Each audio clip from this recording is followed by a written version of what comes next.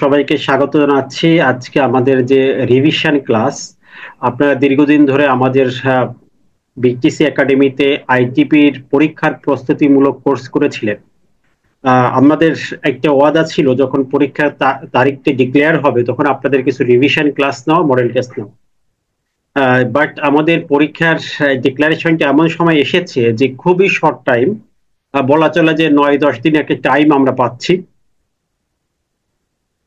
তো এই টাইমের মধ্যে আসলে আমাদের যতটুকু সম্ভব আমি প্ল্যানিং করে আপনাদের গ্রুপে দেওয়া আছে যে আমাদের ক্লাস শিডিউলটা, অর্থাৎ রিভিশন আমরা দুটি ক্লাস রেখেছি, আজকে এবং আগামীকাল।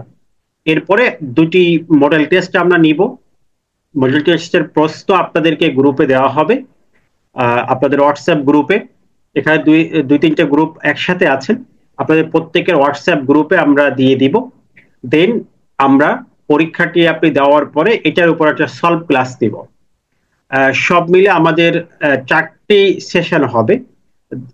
দুটি হচ্ছে রিভিশন ক্লাস আর দুটি হচ্ছে মডেল টেস্ট সলভ, অর্থাৎ আপনি যে 100 মার্কের একটি পরীক্ষা দিচ্ছেন, এই 100 মার্কের পরীক্ষার সলভটা আমরা করিয়ে দিব। ওই কোশ্চেন সলভের মাধ্যমে আসলে অনেক কিছু চলে আসবে। তো এভাবে করে আমাদের ডেট গুলো দেওয়া আছে, দেখবেন আমাদের আজকে বুধবার, আগামীকাল বৃহস্পতিবার এবং এরপরে শনি এবং সোমবার। এর মধ্যে আপনাদের এই চারটি সেশনের মাধ্যমে আপনাদেরকে আমরা একটু প্রিপেয়ার করার চেষ্টা করবো ইনশাল্লাহ। বিষয়টা হচ্ছে, যারা রেগুলার ক্লাস করেছেন আমাদের যে ব্যাচে আপনি ছিলেন, যদি রেগুলার ক্লাস করে থাকেন এবং আগের থেকে যদি পড়া থাকে, তাহলে আশা করছি যে রিভিশন ক্লাসে মোটামুটি আপনাকে আমরা প্রিপেয়ার করতে পারবো। কিন্তু অনেকের হয়েছে যে আমাদের হয়তো কোনো একটা কোর্সে ভর্তি হয়েছিলেন অথবা ক্লাস করতে পারে নাই, কন্টিনিউ করতে পারেন নাই, তাদেরকে অবশ্যই আমাদের নতুন যে আমাদের একটি 36 আওয়ারের যে একটা চ্যালেঞ্জ, ওইটা গ্রহণ করতে হবে। সেখানে আমরা মোটামুটি আকারে ক্লাস প্র্যাকটিস টোটাল দৈনিক 4 ঘন্টার মতো একটি নার্সিং এর মধ্যে রেখে আমরা প্রিপেয়ার করার চেষ্টা করতেছি। আর যাদেরকে আমরা অলরেডি লেকচার শিট আছে, আপনারা পড়েছেন বা মোটামুটি আপনি মনে করতেছেন যে না আপনার মোটামুটি আইডিয়া আছে, তার ক্ষেত্রে কিন্তু এটা প্রয়োজন নাই। ঠিক আছে, এখানে হয়তো বা আমাদের অনেকে প্রয়োজন হতে পারে, যাদের হতে পারে তারা আগামীকালকে আমাদের ওই ব্যাচটা শুরু হচ্ছে, আগামীকালকে লাস্ট ডেট, ওখানে অ্যাডমিশন নিতে পারবেন। আর যারা মনে করবেন না আপনারা যতটুকু পড়েছেন এখন রিভিশন দিলে এনাফ, এটা তো প্রতিজনের ব্যক্তিগত খবরগুলো আমি জানি না আসলে। আহ, এই জন্য আপনি একটু দেখবেন যে আপনার আসলে প্রস্তুতি কেমন, এটার উপর ডিপেন্ড ডিপেন্ড করে আপনি ডিসিশন নেবেন। কারণ নিজে পড়ে আসলে অনেক কিছু বোঝা যায় না, আপনারা জানেন যে ইনকাম ট্যাক্স আইনগুলো এতটুকু একটু জটিলতা আছে। তা আমরা যদি সহজে এই বিষয়টাকে একটু আলোচনা করি, ডিসকাস করি, দেখা যাচ্ছে যে সহজে আমরা এই জিনিসটাকে আয়ত্তে নিয়ে আসতে পারি, বা আপনি লেখার মতো পরীক্ষা আনসার দেওয়ার মতো আপনার একটা ক্যাপাসিটি বিল্ড আপ হয়ে যায়। তো আমরা দেরি না করে আমরা ফুল টপিকে চলে যাব। আমরা প্রথমে আমাদের যে লেকচার শিট এটা মোটামুটি আমরা আপডেট করে ফেলছি, আর বাকি আপডেটের কাজ আমাদের চলতেছে। আমি যদি আপনাদের সাথে শেয়ারের আগে একটু দেখাই যে আমাদের লেকচার শিট গুলো আমাদের আপডেট চলতেছে। কোশ্চেন কেমন হতে পারে সেই ধারণাগুলো আজকে আমরা দিয়ে দিব, সমস্যা নেই ইনশাল্লাহ। কোশ্চেন প্যাটার্ন বা যাবতীয় বিষয়গুলো তো আমরা ধারণা দিব আপনাদেরকে ইনশাল্লাহ। এর আগে আমরা কোশ্চেন প্যাটার্নের আগে আমাদের টোটাল সিলেবাস সম্পর্কে আইডিয়া আছে, পরীক্ষা কিভাবে লিখতে হবে এই প্রশ্নগুলোর অ্যান্সার আমরা পাবো সবগুলাই। প্রথমত আমরা একটু আমাদের যে লেকচার শিট নতুনটা আছে সেখানে চলে যাই। এখানে কিছু অ্যাডিশন হচ্ছে, আমি মোটামুটি সব কিছু করে ফেলছি, একটা লেকচার শিটে সবগুলো নিয়ে আসছি, আর কিছু বাকি আছে। আমরা আগামীকাল আপনাদেরকে এটা প্রোভাইড করতে পারবো, একদম ফুল অ্যান্ড ফাইনাল সাজেশন সহ। টোটাল যে আমাদের গাইডলাইনটা আছে আগামীকাল আমরা লেকচার শিট আকারে দিয়ে দিব। আর আজকে মোটামুটি আমরা ওভারঅল ইনকাম ট্যাক্সের যে টপিক গুলো আমরা পড়েছি, ইনকাম ট্যাক্সের যে বিষয়গুলো আছে সেগুলো আমরা ইনশাল্লাহ টোটালটা ডিসকাস করব। বিশেষ করে আমাদের যে প্রবলেমেটিক যে বিষয়গুলো আছে, যেখানে সব থেকে বেশি মার্ক গুলো আছে, যেমন ম্যাথ, তারপর হচ্ছে আপনার ব্রড প্রশ্ন, এই সব বিষয়গুলো কিন্তু আমরা খুঁটিনাটি ইনশাল্লাহ ডিসকাস করব। আমরা সকলে অবগত আছে যে পরীক্ষার তারিখ সম্পর্কে 26শে এপ্রিল আমাদের পরীক্ষা হচ্ছে, এবং আমাদের এখানে 3 ঘন্টা সময় পাচ্ছেন আপনি। আর ফুল মার্ক হচ্ছে 100, যেখানে 50-এ আপনাকে পাস দেওয়া হবে। তাহলে এই 50 মার্ক আপনাকে পেতে হবে। এখন দেখেন, আমরা যদি 100 মার্কের চিন্তা করে পড়াশোনা শুরু করি তাহলে কিন্তু এখন সম্ভব না। আমাদের টার্গেট রাখতে হবে যে আমরা 50 পাবো। এই 50 পেতে গেলে আপনাকে 70 মার্ক বা 80 মার্কের একটু ভালো প্রিপারেশন নিতে হবে, যে যাতে করে আমি 70 বা 80% আনসার দিতে পারি, তাহলে কিন্তু আপনি পাস করবেন। একটা কথা হচ্ছে, যে সকল বিষয় আপনার একদমই আইডিয়া নাই, নতুন করে আসলে নতুন বিষয় পড়া ঠিক হবে কিনা, এটা একটা বিষয়। দ্বিতীয় হচ্ছে, আপনি যে বিষয়গুলো পারেন সেগুলোকে ভালো প্র্যাকটিস করে আপনার যাতে অল্প সময়ে প্র্যাকটিসটা হয়ে যায়, এই বিষয়টা আপনার কনফার্ম হতে হবে। আমাদের সিলেবাস সম্পর্কে আমরা অলরেডি আইডিয়া আছে, আমরা জানি যে আয়করের বিষয় থাকে, এখানে অ্যাকাউন্টিং এর বিষয় থাকে, বাংলা এবং ইংরেজি, এই 4টি বিষয়ের যে প্রশ্ন আমরা অলরেডি আপনাদের বিভিন্ন লেকচার শিট দিয়েছিলাম টপিক ওয়াইজ। সেই লেকচার শিট গুলো আমরা ডিসকাস করেছি, এগুলো আর বিস্তারিত যাব না, খুবই সংক্ষিপ্ত ভাবে টু দা পয়েন্টে আমাদের মূল আলোচনায় আসতে হবে। ক্যালকুলেটর আপাতত দৃষ্টিতে ইউজ করা সম্ভব না, আমাদের আগের বছরে ছিল না। যদি ইউজ করা যায়, আমরা অ্যাডমিট কার্ড ডাউনলোড 2-1 দিনের মধ্যে করতে পারবেন, তখন আমাদের নির্দেশনা পেয়ে যাব। আপাতত ক্যালকুলেটরের কোনো নির্দেশনা আসে নাই, অর্থাৎ ক্যালকুলেটর ইউজ আপনি করতে পারবেন না, এটা ধরে নেন। এই আমার নতুন যে একটা চ্যালেঞ্জ আমি দেখেছেন ফেসবুকে, ইউটিউবে, যে আমরা গ্রহণ করেছি 36 ঘন্টার একটা চ্যালেঞ্জ। এটা অবশ্য আপনাদের জন্য না, যারা আমাদের নতুন ব্যাচে আসতেছে তাদের জন্য। সেখানে নতুন শুরুর থেকে যারা একদমই আইটিবি পরীক্ষা শুধু অ্যাপ্লিকেশন করেছে কিন্তু পড়াশোনা করেন নাই, সিলেবাস শেষ করেনি, তাদেরকে কিভাবে এই 36 ঘন্টা একটি নার্সিং এর মধ্য রেখে পাশ করানো যায়, সেই আঙ্গিকে আমরা একটা কোর্স ডিজাইন করেছি। ওইটা আমাদের আগামীকাল থেকে মূলত শুরু হচ্ছে, ওইটার দিকে আমরা যাব না। আমি সেখানে যে প্ল্যানিংটা করেছি এটা আপনাদের সাথে একটু শেয়ার করি, যাতে আপনারা একটু এর অনুযায়ী পড়াশোনা করতে পারেন। মানবন্টন এখান থেকে আপনি একটা ক্লিয়ার হয়ে যাবে।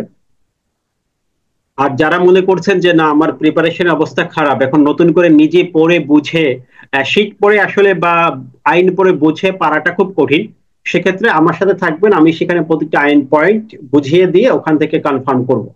আর আজকে আপনাদের যে ক্লাসটা সেশনটা হবে, এটা কিন্তু শুধু রিভিশন।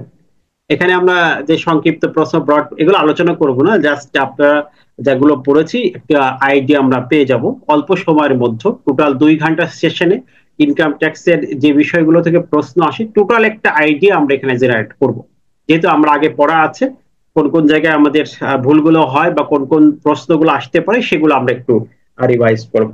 আর সেটা 2-3টে জায়গায় একটু আপডেট করছি, আর কিছু আপডেট আছে আগামীকাল 12টা-1টার মধ্যে শেষ হবে, এবং আগামীকাল বিকালে আপনাদেরকে টোটাল ফাইনাল শিটটা আমরা প্রোভাইড করতে পারবো গ্রুপে। আপনি যদি একটা প্ল্যানিং করে পড়েন যে আমাদের সব থেকে দ্রুত সময়ের মধ্যে যে বিষয়গুলো শেষ করা যায় এবং বেটার মার্ক পাওয়া যায়, সেই টপিকগুলোকে আপনাকে হাইলাইট করতে হবে। প্রথমত,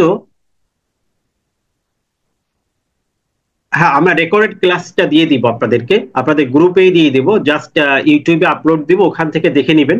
এই আপনাদের 2টে সেশন, এই 2টে সেশন আমরা ওপেন রাখবো ইনশাল্লাহ। আচ্ছা, ইউটিউবে দিয়ে দিলে এখান থেকে আপনি দেখে নিতে পারবেন। আমরা এই প্রাসঙ্গিক প্রশ্নগুলো শেষের দিকে করি, লেকচারের সময় আপনি প্রশ্ন না করলে কৃতজ্ঞ থাকবো। দেখেন, আমাদের এখানে মূল বিষয়টা হচ্ছে এই 36 ঘন্টাকে যদি আমরা কাজে লাগাই, বা আপনিও এই টেকনিকটা অবলম্বন করতে পারেন। আমি অনেক চিন্তা ভাবনা করে এটাকে সাজিয়েছি, ঠিক আছে, যে কিভাবে 36 ঘন্টায় আমি ফুল সিলেবাসটাকে কভার করতে পারি, একটু ভালো আমার প্রিপারেশন হয়। প্রথমত আমরা জানি যে আয়কর আইনের ডেফিনেশন, সংজ্ঞা বা টিকা আসে, যেমন ধরেন আসলো আয় বর্ষ, কর বর্ষ, এরকম যে সংজ্ঞা বা টিকা আছে, এটা আমরা টোটালি 24টার মতো আমি সাজেশনে রেখেছি। 24টি প্রশ্ন আমি সাজেশনে রেখেছি। এই 24টা প্রশ্ন যদি আপনি পড়েন, এখান থেকে নিশ্চিত কমন পেয়ে যাবেন। এটা প্রতিটা প্রশ্ন পড়ার নিয়মটা কি একটু খেয়াল করেন, যে আপনি প্রথমত এটা 5 মিনিটে পড়বেন, এটাকে 4-5 বার রিড আউট করবেন, পড়বেন এবং বুঝে পড়বেন, না বুঝে না, মুখস্থ করার দরকার নেই, বুঝে পড়বেন, কি পয়েন্ট গুলো নোট করবেন। পড়ার পরে ওটা 5 মিনিটে আবার লিখবেন। একটা প্রশ্ন শর্ট নোট সর্বোচ্চ 4 থেকে 5 মিনিটে লিখবেন, বা 3 মিনিটে লিখতে পারলে আরো বেটার, আপনি চেষ্টা করবেন। তাহলে এভাবে করে 10 মিনিটে যদি একটা প্রশ্ন আপনি কভার করেন, তাহলে 24টা প্রশ্ন 240 মিনিট বা 4 ঘন্টা আপনি ইজিলি কভার করতে পারবেন। এটা আর ধরবেন না, এটা শেষ। তাহলে এই যে 4 ঘন্টা আপনার কেটে গেল, এখানে কিন্তু আপনার 10 মার্ক কনফার্ম। তাহলে আপনি দেখেন 4 ঘন্টায় 10 মার্ক কভার করবেন। আপনি এই প্ল্যানিংটা কাজে লাগান, যদি নিজে নিজে পড়তে পারেন, যদি আপনার একবার সবকিছু পড়া থাকে তাহলে তো পড়লেন, আর না হলে আমাদের ওই 36 ঘন্টা যে কোর্সটা আমি এভাবে পড়াচ্ছি সবার সাথে, ওই কোর্সে ইনরোল হতে পারেন। ওখানে আমাদের আর বেশি নিব না, কালকেই আমাদের শেষ হচ্ছে অ্যাডমিশন, এবং ওখান থেকে আমি ক্লাস শুরু করতেছি। ওটা অলরেডি আপনাদের ভিডিও আছে, ওখান থেকে দেখে নিবেন। ঠিক এই, তাহলে আমরা এখানে এই শর্ট প্রশ্ন বা সংক্ষিপ্ত প্রশ্ন 2 মার্কের প্রশ্নগুলো এভাবে পড়বো। এবার ব্রড প্রশ্ন এখানে 12টার মতো আমাদের সাজেশনে আছে, এটা পড়লে এনাফ, আর লাগবে না। এই 12টা প্রশ্ন আপনি পড়বেন, প্রত্যেকটি প্রশ্ন 40 মিনিট করে, 20 মিনিটে পড়বেন, বুঝবেন।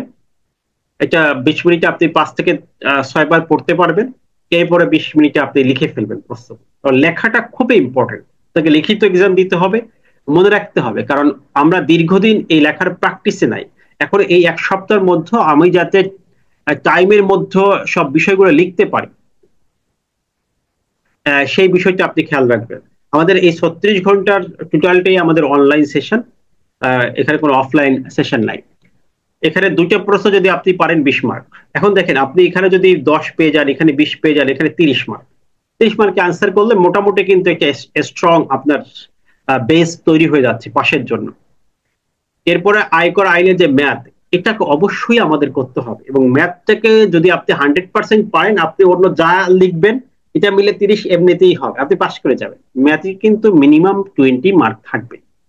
তো এই 20 মার্ক নিশ্চিত করা, এটা আমাদের একটা দায়িত্ব।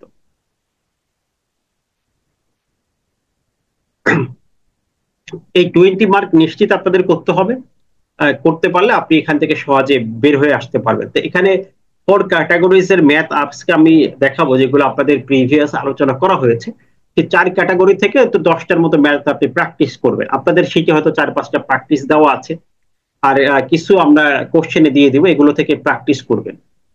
দেখেন এই 4টা টপিক পড়লে আপনার কিন্তু অনেকগুলো শর্টকাট বিষয়গুলো, যেগুলো এক কথায়, যেমন আইন কত সালের এই কিছু বিষয়গুলো, যেমন কর বর্ষ, আয় বর্ষ, এই সম্পর্কে ধারণা হয়ে যাবে।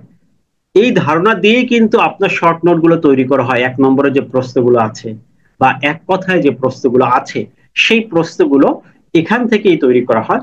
সেখানে আপনি 10টায় 10 মার্ক, এই টোটালি ধরেন 60, অথবা এখানে 60 থেকে 70 মার্কের প্রশ্ন থাকবে আয়কর থেকে, এটা মনে রাখেন। তার মানে আপনি যদি শুধু ইনকাম ট্যাক্স কে ফলো করেন, বেস করেন, তাহলে আপনার পরীক্ষা পাশের জন্য আপনি ইজি হয়ে যান। আজকে শুরুতে আপনার পরীক্ষার গাইডলাইন কিন্তু আপনি পেয়ে যাচ্ছেন, যেহেতু আর টাইম নেই, আমি সংক্ষিপ্ত ভাবে গাইডলাইন বলছি। তাহলে আপনি এই যে টাইমটা আছে কাজে লাগান। এভাবে এই 70 মার্কের এখানে আপনি কনফার্মেশন নিয়ে নেন। এই 70 মার্কে যদি প্রপারলি অ্যান্সার করতে পারেন, যদি শুধুমাত্র ইনকাম ট্যাক্স কেউ ভালো করে জানে, সে আইটিপি এক্সামে পাস করবে, সহজ কথা। এই 70 মার্কের আপনি কনফার্মেশন নিয়ে নেন।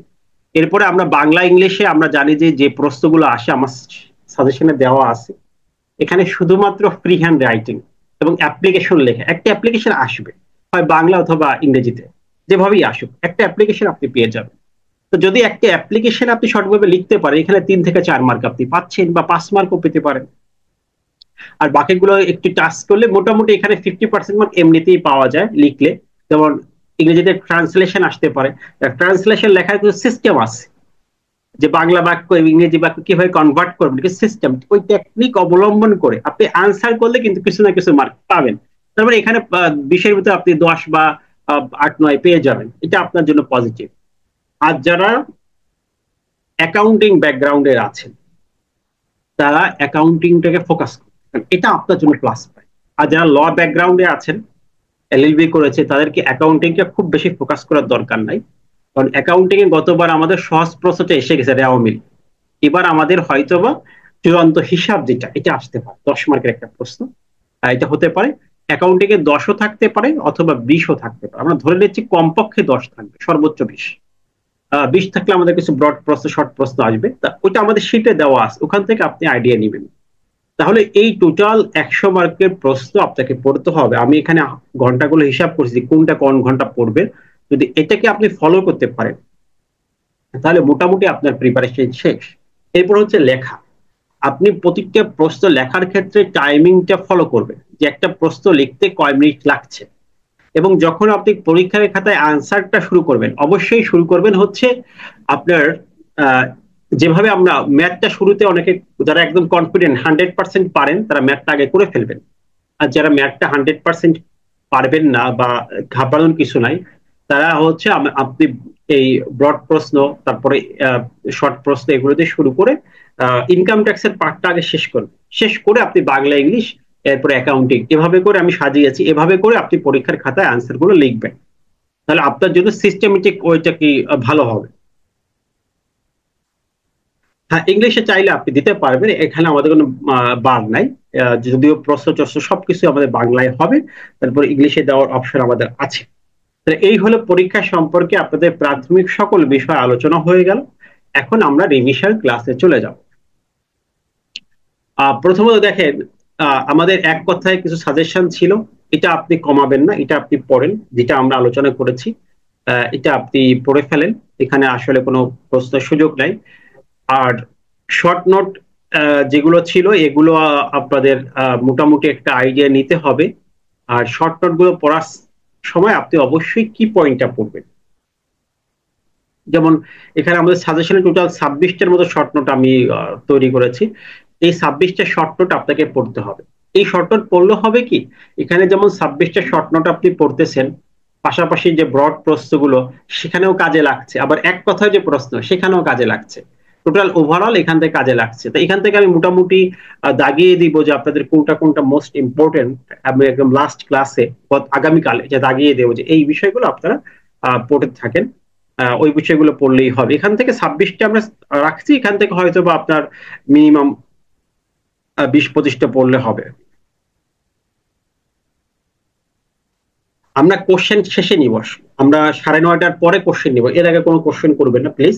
আমরা, কারণ অনেকগুলো টপিক আছে আপনাদেরকে রিভাইজ করার কথা, আমরা রিভাইজ করি তারপরে আমরা প্রশ্নের পর্বে যাব ইনশাল্লাহ। তো এখানে আপনার এই যে শর্ট নোট গুলো আছে, 2 মার্কের যে প্রশ্নগুলো আছে, এখানে যে শীটে যেগুলো আপনাদেরকে ইতিমধ্যে পড়িয়েছি এগুলো পড়ে, মানে এগুলো নতুন করে পড়াই দেওয়ার সুযোগ নাই। এগুলো আমরা ওই যে 36 ঘন্টার যে এটা হচ্ছে ওখানে আমরা প্রতিটি জিনিস পরেই বুঝিয়ে দিব। তো ওখানে সিস্টেমটা এমন করছি যে আমি এটাকে 3-4 মিনিট আলোচনা করব, আপনারা বুঝে যাবেন, দেন ওইটা লিখতে পারবেন। ওইভাবে করে 36 ঘন্টাকে একটা প্র্যাকটিসে নিয়ে আসছি। ঠিক আছে। এখন আপনাদের যেহেতু এটা অলরেডি আলোচনা হয়েছে, এই শর্ট নোট গুলো এটা আমি শুধু দাগাই দেবো, ওইগুলো বেশি করে পড়বেন। আর বাকি সবগুলোই আপনি মোটামুটি 2-3 বার পড়ে যান, একদমই যেহেতু কোনো বিষয় সম্পূর্ণ অজানা না থাকে, এটা আপনার জন্য খুবই গুরুত্ব।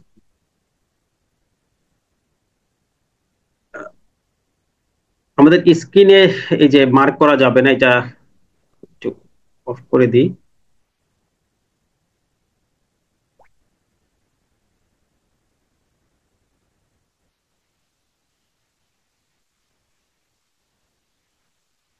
ওকে, এটা আপনার একটু বন্ধ করলে ভালো হয়, যে এখান থেকে অফ করতে টাইম লাগবে আমরা।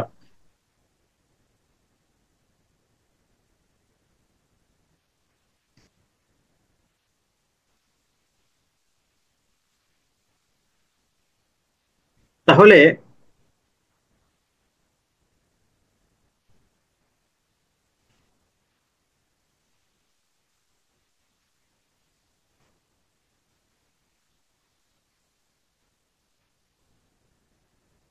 যাই হোক, আমরা দেখি ওটা, আমরা একটু থাকি, কেউ মার্ক না করি। এই সংক্ষিপ্ত প্রশ্নগুলো, 2 মার্কের প্রশ্নগুলো আপনারা যেগুলো পড়িয়েছি জাস্ট ওইগুলোকেই ফোকাস করে, নতুন কিছু নাই। আমরা রিভিশনের ক্ষেত্রে আমরা যেগুলোতে মার্ক বেশি, আমরা ম্যাথটা একটু দেখি আর ব্রড প্রশ্নগুলো একটু দেখি। ব্রড প্রশ্নগুলো মেইন বিষয়গুলো একটু দেখি আর দেখে, আর এগুলো জাস্ট আমি আগামীকাল আপনাদেরকে মার্ক করে দেবো, সেগুলো পড়বেন ইনশাল্লাহ। আমাদের যে প্রশ্নগুলো থাকে আপনারা একটু নোট করে রাখেন। আপনি আমাদের লেকচার শেষে প্রশ্নগুলো করেন। 1 ঘন্টা আমরা টোটাল রিভিশন দিয়ে দিই, তারপরে আপনি প্রশ্নগুলো করেন, তাহলে সুবিধা হবে। সবাই একসাথে আমি প্রশ্নের অ্যান্সার নিব, চ্যাট বক্সে উত্তর দিব।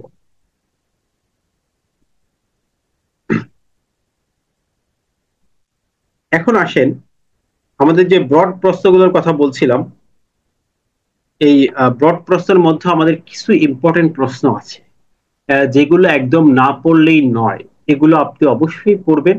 এখান থেকে সংক্ষিপ্ত প্রশ্ন এবং ধরেন আপনার টিকা অনেক কিছু এখান থেকে আসতে পারে। যেমন 1 নম্বর প্রশ্নটা ছিল, আমি জাস্ট একটু রিভিউ করে দিচ্ছি। 1 নম্বর প্রশ্নটা আপনার জন্য ইম্পর্টেন্ট, কর রেয়াত। রেয়াত সম্পর্কে ছোট প্রশ্ন, ব্রড প্রশ্ন বা ক্যালকুলেশন আসেই। তো এখানে কর রেয়াতটা কি? এই কর রেয়াত বলতে আমরা বুঝি কর ছাড়। একটা শব্দ মনে রাখবেন, কর রেয়াত মানে কর ছাড় পাওয়া, কর অব্যাহতি পাওয়া। তার মানে একজন ব্যক্তির যে পরিমাণ কর এসেছে, দেখেন খেয়াল করে এখানে আছে কর ছাড় বা অব্যাহতি, এই কি পয়েন্টটা মনে রাখেন। তার মানে যে পরিমাণ কর এসেছে, মোট যে কর এসেছে, সেখান থেকে কোনো ছাড় পাওয়াকে বা কোনো অব্যাহতি পাওয়াকে বলা হয় ট্যাক্স রিবেট বা কর রেয়াত। এই কি পয়েন্টটা মনে রেখে এখানে 2-4 লাইন 5 লাইন আপনি ডেফিনেশনটা লিখে ফেলবেন। এরপরে প্রশ্ন হচ্ছে কোথায় বিনিয়োগ করলে, কোন কোন খাতে বিনিয়োগ করলে আপনি রেয়াত পেয়ে যাবেন। এই প্রশ্ন যদি আমাদের করা হয়, তাহলে আমরা দেখি যে আমাদের বিনিয়োগের নির্দিষ্ট কিছু খাত আছে, 8টা খাতে বিনিয়োগ, এবং এখানে প্রায় 12টা খাতে এখন 2টা বাড়ছে। একটা হচ্ছে আসন্না ফাউন্ডেশন, এটা অ্যাড হয়েছে জানেন আপনারা, বা জুলাই স্মৃতি ফাউন্ডেশন, এটাও অ্যাড হয়েছে। এই কয়টা খাতে যদি আপনি দান করেন,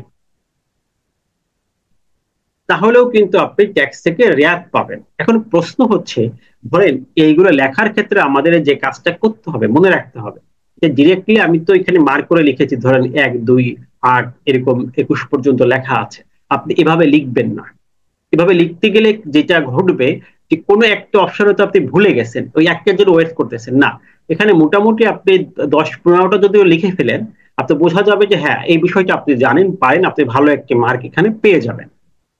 তাহলে এই যেমন আমাদের বিনিয়োগের খাত বলি, লাইফ ইন্স্যুরেন্স বা জীবন বীমার প্রিমিয়ামে বিনিয়োগ, সরকারি তহবিলে বিনিয়োগ, ভবিষ্যৎ তহবিলে কল্যাণ ফান্ডে বিনিয়োগ, সুপার অ্যানুশন ফান্ডে বিনিয়োগ, এই বিনিয়োগগুলো ছিল, এগুলো ক্লাসে আমরা আলোচনা করেছি। এখান থেকে আপনারা এটা দেখবেন। এরপর আরেকটা প্রশ্ন আসে বা ফ্যাক্ট আছে যে আমরা রেয়াতের ক্যালকুলেশনটা কেমন ভাবে হবে, যে বিনিয়োগ আছে তার রেয়াতটা কত হবে, সে ট্যাক্স থেকে কত টাকা ছাড় পাবে। রেয়াতটা কিভাবে বের করব, এটা সূত্রটা আমাদের নিশ্চয়ই সকলের মনে আছে। সূত্রটা হচ্ছে মোট করযোগ্য আয়, এটার হচ্ছে 3%, এটা একটা সূত্র। আর হচ্ছে যা বিনিয়োগ করেছেন, রিবেটেবল ইনভেস্টমেন্ট লিমিটের মধ্যে যা বিনিয়োগ করেছেন, এটা 15%। আর হচ্ছে সর্বোচ্চ 10 লাখ টাকা। এটা নিয়ে একটা সংক্ষিপ্ত প্রশ্ন আসতে পারে যে রেয়াতের জন্য সর্বোচ্চ লিমিট কত। এটা হয়ে গেল 10 লাখ টাকা হচ্ছে সর্বোচ্চ লিমিট। তাহলে এভাবে করে আমরা তার এই 3টার মধ্যে কম্পারেটিভলি যেটা কম হবে এটা হচ্ছে রেয়াত। তাহলে এখানে দেখা যাচ্ছে আমরা 3 জনের একটা ক্যালকুলেশন করেছিলাম, 3টা ফিগারের। একটা আসছিল 71,400 টাকা, আর বিনিয়োগের 15% আসছিল 71,400 টাকা, আয়ের 3% আসছিল 48,000, আর সর্বোচ্চ 10 লাখ। অতএব তার রেয়াতের পরিমাণ হচ্ছে 48,000। এরকম ভাবে যে কোনো ফ্যাক্ট আসলেই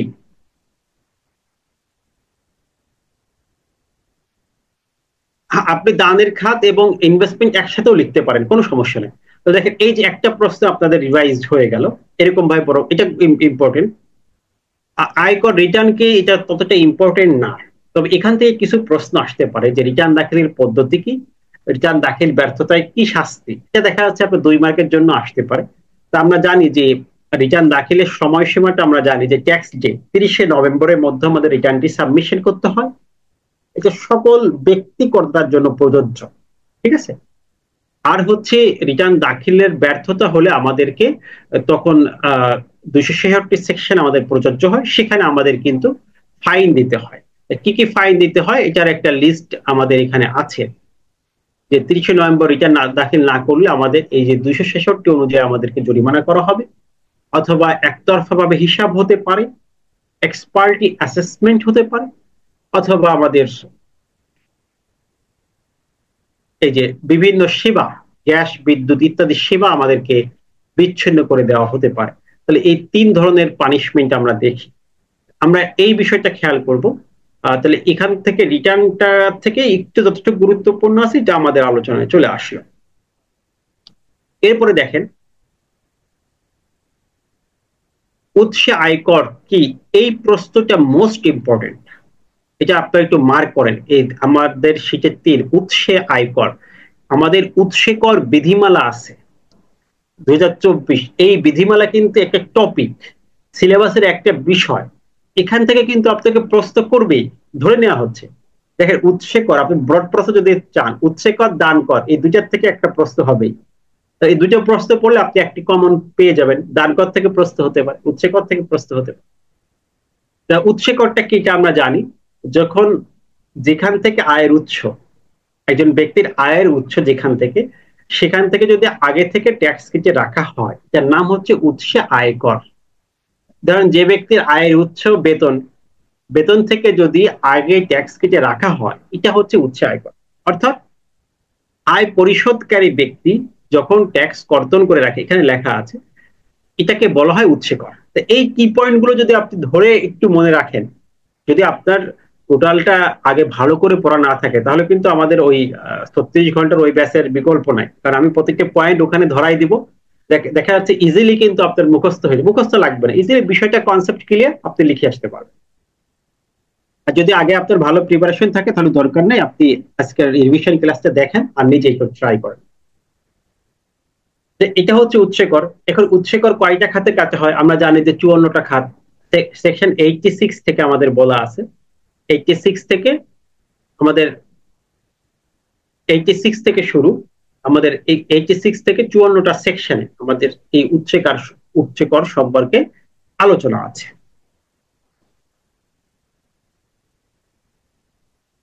আমাদের নেটে কোনো প্রবলেম নাই, সবকিছু ঠিকঠাক আছে ইনশাল্লাহ।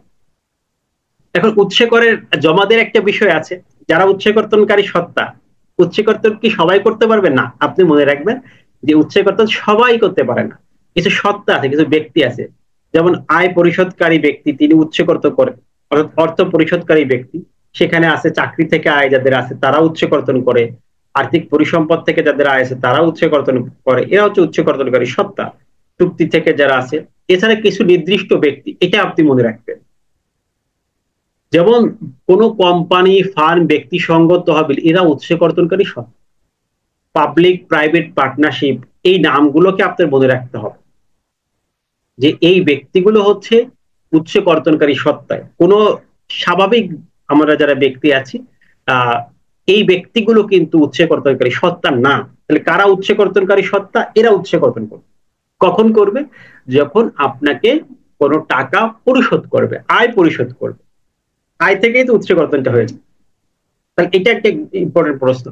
এরকম 5-6টা উৎসে করের খাত আপনাকে মনে রাখতে হবে। যেমন 86 বলা আছে স্যালারি, সেখানে গড় হারে উৎসে কর্তন করা হবে। কারণ এই প্রশ্ন আসলে আপনি বলবে যে কয়েকটা উৎসে করের 5টি খাত বা ধারার উল্লেখ সহ কয়েকটি খাতের উল্লেখ করুন, এটা আপনাকে লিখতে হবে। ঠিক আছে, যে 5-7টা লিখে দিবেন। যেমন 86 সেকশন, সেখানে বলা আছে গড় হারে উৎসে কর্তন। 89 সেখানে বলা আছে 5% হারে উৎসে কর্তন, মানে সেবা। 89 হচ্ছে যে কোনো বিলের থেকে উৎসে কর্তন। তো 90 সেকশন, সেখানে বলা আছে আপনার 90 সেকশনে কি আছে, 90 সেকশনে আছে সেবা থেকে উৎসে কর্তন। অনেকগুলো সেবা আছে, যেমন উপদেষ্টা ফি 10% উৎসে কর্তন। এরকম ভাবে আপনি 5-7টা খাত বলে রাখবেন। যেমন বাসা ভাড়া 5% উৎসে কর্তন। তারপর বিদেশি দেশ সেবা 119 সেকশন, এখানে 20% উৎসে কর্তন। এই এখান থেকে কয়েকটি সেকশন আপনাকে মুখস্থ রাখতে হবে এবং তার রেটটা মনে রাখতে হবে। ঠিক আছে, উৎস কর্তনটা আমরা এভাবে পড়বো, এবং উৎস কর্তনটা মোস্ট ইম্পর্টেন্ট। এই জন্য আমি 3 স্টার দিয়েছি, এই প্রশ্নটা পরীক্ষায় চলে আসতে পারে। ওকে, এটা আমরা একটু রিভাইজ করলাম। উৎস করের সবকিছু আলোচনা আছে। দেখেন আয়কর রিটার্ন দাখিলের পদ্ধতি, রিটার্ন প্রসেস বা অডিট, এই দুটো বিষয় একটা প্রশ্নে আসবে না। হয়তো অডিটের কিছু বিধান আসতে পারে শর্ট নোটে বা ব্রড প্রশ্ন, বা রিটার্ন প্রসেস কি এটা আসতে পারে, রিটার্ন দাখিলের পদ্ধতি আসতে পারে। এই 3টে প্রশ্ন দেখেন, একটু সংক্ষেপে বলি। এটা আপনারা একবার দেখেন, এটা খুব গুরুত্বপূর্ণ না, বাট এটা প্রশ্ন পড়তে হবে, শর্ট নোট বিভিন্ন ক্ষেত্রে এটা আসতে পারে। রিটার্ন দাখিলের পদ্ধতি হচ্ছে বর্তমানে একটা স্বনির্ধারণী পদ্ধতি। এটা লিখবেন যে নিজের কর নিজে হিসাব করে জমা দিতে হবে। এই পদ্ধতি একটা পদ্ধতি রিটার্ন দাখিলে বর্তমানে আছে। আর রিটার্ন প্রসেস মানে কি? রিটার্ন প্রসেস মানে হচ্ছে 181 সেকশন, মনে রাখবেন। আপনার রিটার্ন দাখিল করার পরে যদি মনে হয় যে রিটার্নে কোনো ভুল হয়েছে, অথবা ডিসিটি যদি মনে করে রিটার্নে কোনো গাণিতিক ভুল হয়েছে, তাহলে আপনার রিটার্নটা প্রসেস করতে পারে, আপনাকে বলতে পারে আপনি সংশোধন করে রিটার্নটা জমা দেন, অথবা তারা রিটার্ন প্রসেস করে আপনাকে ডিমান্ড নোটিশ করতে পারে। একদম ভেরি সিম্পল। এর প্রসেসটা তো বুঝতে পারছেন। এটা আপনাকে সন্দেহ হয় না যে আপনি কর ফাঁকি দিয়েছেন। যদি কর ফাঁকি দেওয়ার সন্দেহ আপনাকে করা হয়, তাহলে রিটার্ন প্রসেসের প্রশ্ন। ভালো করে বুঝেন। যদি কর ফাঁকি দেওয়ার সন্দেহ আপনার উপর পোষণ করে, তাহলে হচ্ছে অডিটের প্রশ্ন, ফাইলটা অডিট করবে। আর যদি মনে করেন না, রিটার্ন প্রসেসে যাবে, তার মানে হচ্ছে রিটার্নে আপনার ভুল হয়েছে, আপনি সংশোধন রিটার্ন দিতে পারবেন, অথবা ট্যাক্স ডিপার্টমেন্ট মনে করছে আপনার ক্যালকুলেশনগত বা সাধারণ কিছু ভুল আছে, গাণিতিক ভুল, তারা মনে করবে ঠিক আছে, তাহলে আপনি যে রিভাইজ রিটার্ন দাখিল করেন, অথবা এই টাকাটা ট্যাক্স দিয়ে দেন, শেষ। এখন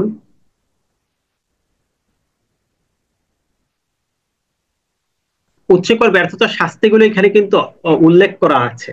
এখানে আমাদের মাসিক 2% হারে জরিমানা উচ্চকর রিটার্ন, মানে উচ্চকর যে পরিমাণ আপনি জমা দেন নাই, অথবা যে কয় মাস জমা দেন নাই, এখানে 2% হারে আপনাকে সরল সুদ করা হবে। রিটার্ন প্রসেস হলো এইটা, এখানে দেখবেন যে এই যে রিটার্ন দাখিল করলে এইটাই বিস্তারিত আছে। আর অডিটের বিষয়টা হচ্ছে একটু ভিন্ন। অডিট কখন করা হয়? যখন আপনাকে সন্দেহ করে আপনি কোনো ফাঁকি দিয়েছেন, তখন বোর্ড তার অধীনস্থদের মাধ্যমে আপনাকে অডিটর নির্বাচন করে। অডিটের একটা ব্যাপক প্রক্রিয়া আছে। এই প্রক্রিয়ায় সাধারণত আমাদের তিনটে টিমের কথা আপনি মনে রাখবেন। তিনটে টিম এখন গঠন করবে। একটা হচ্ছে অনুসন্ধানকারী টিম, এটা মনে রাখবেন, তাহলে লিখতে পারবেন। একটা হচ্ছে অনুসন্ধানকারী টিম, আর একটা হচ্ছে অডিট অডিট টিম, আর একটা হচ্ছে অডিট কিউরেটর। তিনটা, এই অডিট টিম, আর একটা হচ্ছে অডিট কিউরেটর। এই যে এই তিনজনের আপনি তিনটে কাজ। তদন্তকারীর কাজ হচ্ছে যখন তার কাছে যাবে যে এই ফাইলটা অডিটে আছে, তখন ইন্সপেক্টর তারা এই ফাইলটি নিয়ে তদন্ত করবে, তার আয় ব্যয় সম্পদ সকল বিষয় তদন্ত করবে। এক কথায় লিখবে, সকল বিষয় তারা তদন্ত করবে। তারা তদন্ত করে এই অডিট টিমের কাছে সেটা দিয়ে দিবে যে এই তদন্ত রিপোর্ট এই বিষয়গুলো। অডিট টিম 300 দিনের মধ্যে তাদের তদন্তর বেসিসে একটি অডিট রিপোর্ট প্রস্তুত করবে। প্রস্তুত করার পরে তারা এটাকে অডিট কিউরেটর, তাদের উপরে যারা থাকবেন, অডিট কিউরেটরের কাছে দিবেন। দেওয়ার পরে তারা ভেরিফাই করে তারা সিদ্ধান্ত নেবে তার বিরুদ্ধে কি অ্যাকশনে যাওয়া যায়। তার কি আসলে ট্যাক্স হবে, নাকি যে ট্যাক্স দিছে এটাই আনাফ, যার প্রসেস তার বিরুদ্ধে কি ডিমান্ড পেশ করা যায় কিনা, এই সিদ্ধান্ত তারা নিবে। সে অনুযায়ী উপকর কমিশনার কার্যধারা গ্রহণ করবে। একদম ভেরি সিম্পল অডিটের বিষয়টা। এখানে আপনাকে এইভাবে সংক্ষিপ্ত লিখতে হবে, টোটাল প্রসেসটা লেখার কিন্তু সুযোগ নাই। আমি রিভাইজ করে দিচ্ছি আপনাকে, এখানে জাস্ট কি পয়েন্টটা মনে রাখতে। তিনটা অডিট এর নিয়ম মনে রাখবেন। তিনটা টিম, একটা হচ্ছে তদন্তকারী টিম, একটা হচ্ছে অডিট টিম, আর একটা হচ্ছে অডিট কিউরেটর। শেষ, এতটুকু লিখবেন। এই প্রতিটা পয়েন্ট কিন্তু পড়ে বুঝে লেখার দরকার নাই, আর এটা লেখার সময়ও আপনি পাবেন না। সহজ কথা। এরপরে আমাদের যে প্রশ্নটা আছে, অডিটটা হয়ে গেল। এই আয়ের খাত, এটা আসার সম্ভাবনা নাই, এটা আমরা আলোচনা না করি। আমরা জানি যে আয়ের খাত হচ্ছে আইনে 10টা আছে, আর পরীক্ষা আসলে কিন্তু 7টা লিখবে, এটা মনে রেখে। আর বেতন থেকে করযোগ্য আয় কিভাবে বের করতে হয় এটা আমরা জানি মোটামুটি। যখন স্যালারি এই যে প্র্যাকটিক্যাল রিটার্নটা করব, অর্থাৎ প্র্যাকটিক্যাল রিটার্ন বলতে কেস স্টাডি গুলো যখন সলভ করব, ম্যাথ গুলো, তখন এটা লাগবে। বেসরকারি স্যালারি হলে আমাদের 1/3 অথবা সর্বোচ্চ 4.5 লাখ অব্যাহতি, ষষ্ঠ তফসিলের প্যারা 87 বলা আছে। আর যদি গভর্নমেন্ট হয়, মূল বেতন, উৎসব ভাতা, বোনাস, তিনটা হচ্ছে করযোগ্য, বাকি সবকিছু কর্মকর্তা। শেষ। এই জিনিসটা আপনার মনে রাখতে হবে। আর আয়ের খাত তো 10টি আমরা মোটামুটি সবাই জানি। এখানে সরকারি চাকরিজীবীদের ক্ষেত্রে এইটা বললাম, তিনটা জিনিস করযোগ্য। এখানে লেখা আছে মূল বেতন, উৎসব ভাতা, বোনাস, তিনটে করযোগ্য, বাকি সব সুবিধা করমুক্ত। আয়কর কর্তৃপক্ষ, তারপর অ্যাপিলেট ট্রাইব্যুনালের সদস্য নিয়োগ, এই সব বিষয় কিন্তু আমাদের শর্ট প্রশ্ন বা ব্রড প্রশ্ন আসতে পারে। আয়কর কর্তৃপক্ষ এখানে আমাদের কিন্তু একদম শুরু থেকে জাতীয় রাজস্ব বোর্ড থেকে এটা আপনাকে 4 ধারায় একদম ডিক্লার দেওয়া আছে।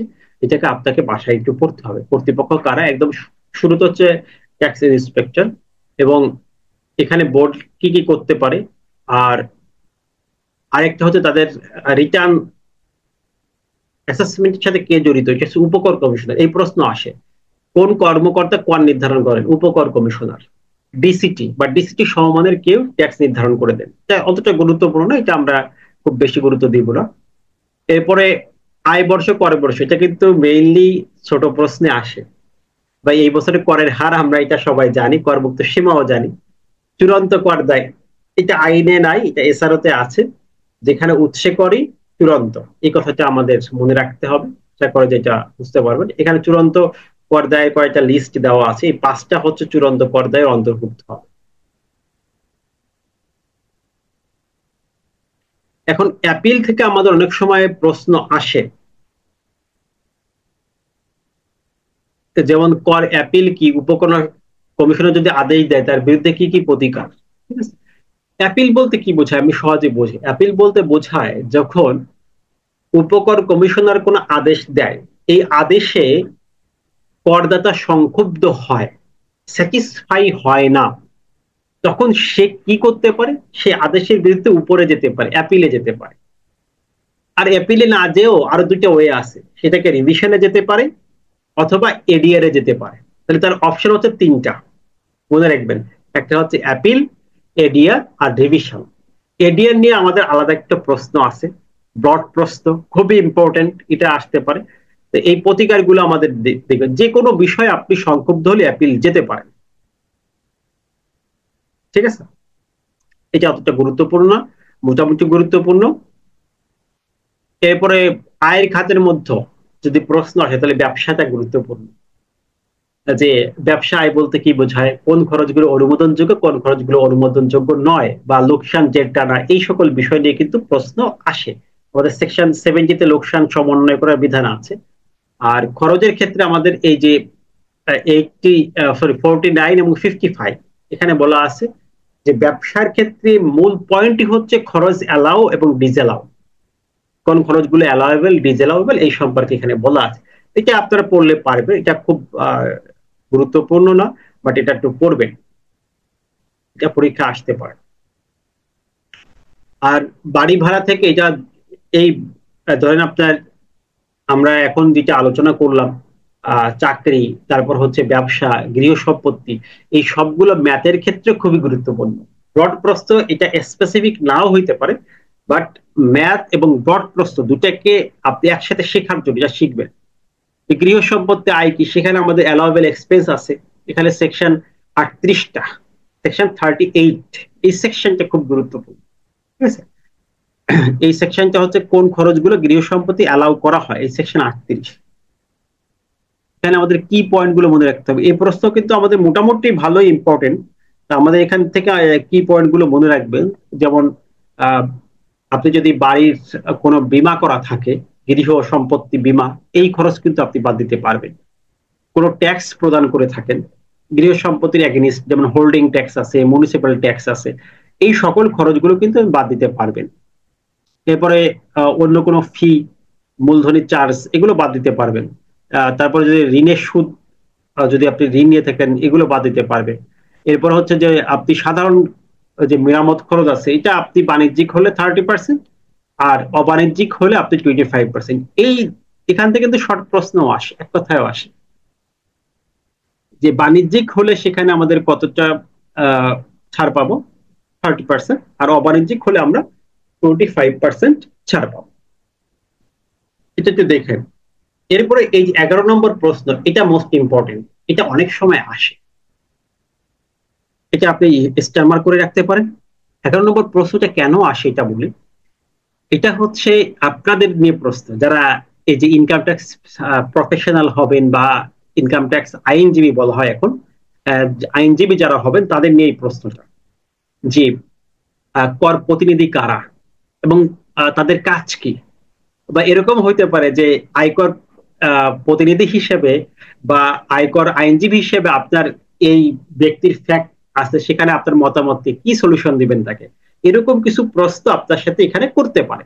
এটা খুবই ইম্পর্টেন্ট একটা প্রশ্ন। বা আয়কর আইনজীবী হিসেবে আপনার দায়িত্ব কি, ট্যাক্স আরোহণে আপনার ভূমিকা কি, এরকম কিছু প্রশ্ন করতে পারে। এটা প্রাসঙ্গিক কিছু। এটা আপনাদেরকে মনে রাখতে হবে। আপনি সব পজিটিভ বলবেন, লিখবেন আর কি খুব সুন্দর করে। এখানে ক্ষমতাপ্রাপ্ত ৩২৭ নাম্বার সেকশনে বলা আছে, ক্ষমতাপ্রাপ্ত প্রতিনিধি প্রথমত সে ব্যক্তির নিকট আত্মীয় যারা আছেন তারা, অর্থাৎ পিতা মাতা স্ত্রী, এরা ক্ষমতাপ্রাপ্ত প্রতিনিধি হতে পারে যদি তাদেরকে পাওয়ার দেয়, বা তার যদি কোনো একদম পূর্ণকালীন নিয়োগকর্তা কর্মচারী থাকে তিনি হতে পারেন, একজন কর আইনজীবী হতে পারেন। এই যে কর আইনজীবী কারা, এটার একটা ব্যাখ্যা। যদি এরকম শুধু এটাও প্রশ্ন আসতে পারে যে কর আইনজীবী কারা, দুই ভাগে প্রশ্ন আসতে পারে, কিন্তু কর আইনজীবী কারা একটা প্রশ্ন চলে আসলো, তখন কি হবে? এক নম্বর হচ্ছে বার কাউন্সিলে নিবন্ধিত কোনো ব্যক্তি হতে পারে, চার্টার অ্যাকাউন্ট হবে, কস্ট ম্যানেজমেন্ট অ্যাকাউন্টেন্ট হবে, তারপর চার্টার সেক্রেটারিজ হবে, আর উপকর কমিশনার এরকম পদে বা এর উপরের কোনো পদে 5 বছর কর্মকর্তা ছিলেন এরকম কোন ব্যক্তি হইতে পারবে, বা রিটায়ারমেন্টের পরেও তারা হতে পারবে। আর 6 নম্বর পয়েন্টে যেটা বলছে যে কর আইনজীবী হিসেবে সনদপ্রাপ্ত ব্যক্তি, মানে আপনারা যারা পরীক্ষা দিয়ে পাশ করবেন তারা, এই 6 জন ব্যক্তি হচ্ছে কর আইনজীবী। কর আইনজীবীরা আইনগত প্রতিনিধি হতে পারবে। এছাড়াও তার ব্যক্তিগত যারা রিলেটিভ আছে এবং তার অধীনস্থ যদি কেউ থাকে তিনিও প্রতিনিধি হিসেবে কাজ করতে পারবেন। ওকে, এখন আরেকটা প্রশ্ন, এটা মোস্ট ইম্পর্টেন্ট, এটা আপনাদের পড়তেই হবে, যেটা হচ্ছে এডিআর। এডিআরটা অনেক সময় আমাদের আসে, এডিআর দান করাই দেখেন 3টা প্রশ্ন, এটার থেকে একটা কমন আমি বলে দিই, একটা হচ্ছে উৎসে কর, এডিআর দান কর। এডিআর দান কর, এডিআর মানে কি? এডিআর মানে হচ্ছে বিকল্প বিরোধ নিষ্পত্তি, বিকল্প পদ্ধতিতে। মানে এখানে আয়কর আইনে এডিআর বলতে মূলত বোঝায় মেডিয়েশন। একজন সহায়তাকারী থাকে বা মিডল ম্যান থাকে, মধ্যস্থতাকারী থাকে, তার মাধ্যমে কোনো মীমাংসা যদি করা হয়, এটা হচ্ছে এডিআর।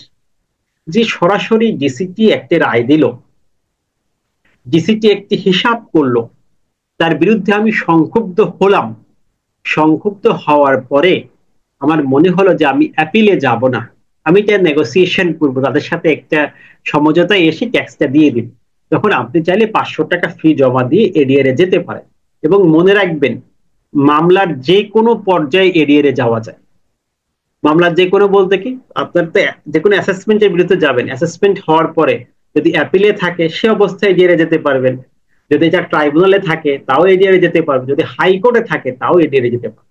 মানে মামলার যে কোনো পর্যায়ে আপনি এডিআর এ যেতে পারেন। কিভাবে অ্যাপ্লিকেশন করবেন এখানে নিয়মগুলো দেওয়া আছে, এডিআর আবেদনের বিধান, এবং কিভাবে এটা সমাধানটা হবে এটাও দেওয়া আছে। এই সহায়তাকারী নিয়োগ হবে, তিনি একটা ডেট দিবেন যে আপনারা আসেন বসেন, তারপরে নির্দিষ্ট তারিখে আলোচনা হবে, আলোচনা করার পরে তিনি একটি উপায় বের করবেন যে এটা উপায়। যেমন আপনি বললেন যে আমার ট্যাক্স 5 লাখ, ট্যাক্স ডিপার্টমেন্ট বললো না আপনার ট্যাক্স 10 লাখ, তখন দুইজন নেগোসিয়েশন করে 7 লাখে ফিক্সড হলেন। যদি দুইজনে এরকম একমত হয় কোনো বিষয়, তখন মনে করা হবে এই এডিআরটা গ্রহণযোগ্য হয়েছে বা কার্যকর হয়েছে। আর যদি দুইজনে একমত না হয় তাহলে এটা মতককে পৌঁছায় নাই বলে ধরে নেওয়া হবে, এডিআর নিষ্পত্তি হয় নাই, এডিআর কার্যকর হয় নাই বলে ধরে নেওয়া হবে। এই বিষয়গুলো আমরা এখানে পাবো যে এডিআর যদি কার্যকর না হয় তাহলে চিঠির মাধ্যমে জানাই দিবে, আর যদি এডিআর কার্যকর হয় তাহলে তারা কি করবে, এই যে যে ভিত্তিতে তারা মেনে নিয়েছে সেই অনুযায়ী তারা ট্যাক্সটা দিয়ে দিবে।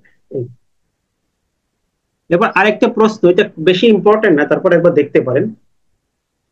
এই যে কর যে অ্যাসেসমেন্ট হয়, এই অ্যাসেসমেন্ট সংক্রান্ত একটা প্রশ্ন, এটা আমরা অনেক সময় দেখি যে আসতেও পারে পরীক্ষায়। যেমন এখানে সর্বোত্তম বিচার অ্যাসেসমেন্ট, উত্তম বিচার, উত্তম বিচারে কখন করবে? একজন ডিসিটি কে আপনি যদি রিটার্ন জমা দেন উত্তম বিচার অ্যাসেসমেন্ট করবে না, কখনোই এই কাজ করবেন না, বা তার পাওয়ারে নাই। উত্তম বিচারে অ্যাসেসমেন্ট তখনই হবে বা এই প্রশ্নটা তখনই আসবে যখন আপনি দেখবেন যে তার আর কোনো অপশন নাই, আপনি হাজির হন নাই, অথবা আপনি রিটার্ন দাখিল করেনই নাই, বা আপনি কোনো প্রতিনিধি হাজির হয় নাই, আর কোনো উপায় নাই, তখন তার ব্রেনে মেধায় সর্বোচ্চ যা আসে সেই ভিত্তিতে ইন্সপেকশন রিপোর্ট করে আপনার একটি রায় প্রদান করবে। এটা হচ্ছে উত্তম বিচারে নির্ধারণ। ওকে, তো এই সিস্টেমটা আমরা ফলো করি। আরেকটা প্রশ্ন আমাদের এখানে ঘুরে ফিরে পরীক্ষা আসে, এটা আপনাদের আসার সম্ভাবনা আছে, মোস্ট ইম্পর্টেন্ট, এটা আপনি একটু মার্ক করেন। এই ইম্পর্টেন্ট গুলো কিন্তু আমি বলে দিলাম, হয়তোবা 14টার ভিতরে আমরা 8টা প্রশ্নের মতো বলছি যেটা ইম্পর্টেন্ট, খুব ইম্পর্টেন্ট। তার মধ্যে এই যে দান করা আইন, দান করটা এবং দান কর আইনে দান করের হার, দান কর থেকে অব্যাহতি দেওয়া লাগে। দান করটা কি? দেখেন, আমরা যখন ট্যাক্সের কাজ করি তখন অনেক সময় দেখি যে একজন ব্যক্তি আরেকজনকে দান করে দেয়। যে কোনো ব্যক্তি, আমি চাইলেও আমার সমস্ত প্রপার্টি বা আমার টাকা একজনকে দান করতে পারি, এটা স্বাভাবিক বিষয়। তো এই দানটা যখন কিছু নির্দিষ্ট ব্যক্তির মধ্যে একদম ব্লাড রিলেটেড পার্সনের মতো না হয়ে, যেমন আমরা ফ্রেন্ডে দান করলাম বা কোনো প্রতিষ্ঠানে দান করলাম, যদি এরকম ঘটনা ঘটে তখন আপনাকে দান কর দিতে হয়। এবং এই দান করে রিটার্ন প্রতি বছর সেপ্টেম্বর মাসের 15 তারিখে আপনাকে দিতে হয়। ঠিক আছে, এখন মনে রাখতে হবে দান কর কার উপর প্রযোজ্য? যিনি দান প্রদান করবেন। মনে রাখেন, যিনি দান প্রদান করবেন তিনি দান কর রিটার্নটা সাবমিশন করবেন। দান গ্রহণ করছেন দরকার নেই, দান প্রদান করছেন আপনি রিটার্ন দিবেন। দ্বিতীয় পয়েন্ট হচ্ছে আপনি কখন রিটার্ন দিতে হবে। তাদের ক্ষেত্রে অব্যাহতি রিটার্ন দিতে হবে না, অব্যাহতি নাই তাদের ক্ষেত্রে এটা দেখতে হবে। এখানে লিস্ট দেওয়া আছে যে এরা দান কর থেকে অব্যাহতি, যেমন আপনি কোনো দাতব্য প্রতিষ্ঠানে দান করেন, আপনার দান কর দিতে হবে না। আপনি যদি সরকারি কোনো এরকম দাতব্য প্রতিষ্ঠানে দান করেন, তারপর যদি আপনি 20,000 পর্যন্ত যে কোনো ব্যক্তিকে দান করেন, মৃত্যু চিন্তায় দান করেন, এই যে পুত্র কন্যা এদেরকে দান করেন, দান কর নাই। এর বাহিরে যদি এখানে যে লিস্ট আছে এর বাহিরে যদি দান করেন তাহলে দান কর দিতে হবে। কোন হারে দিতে হবে?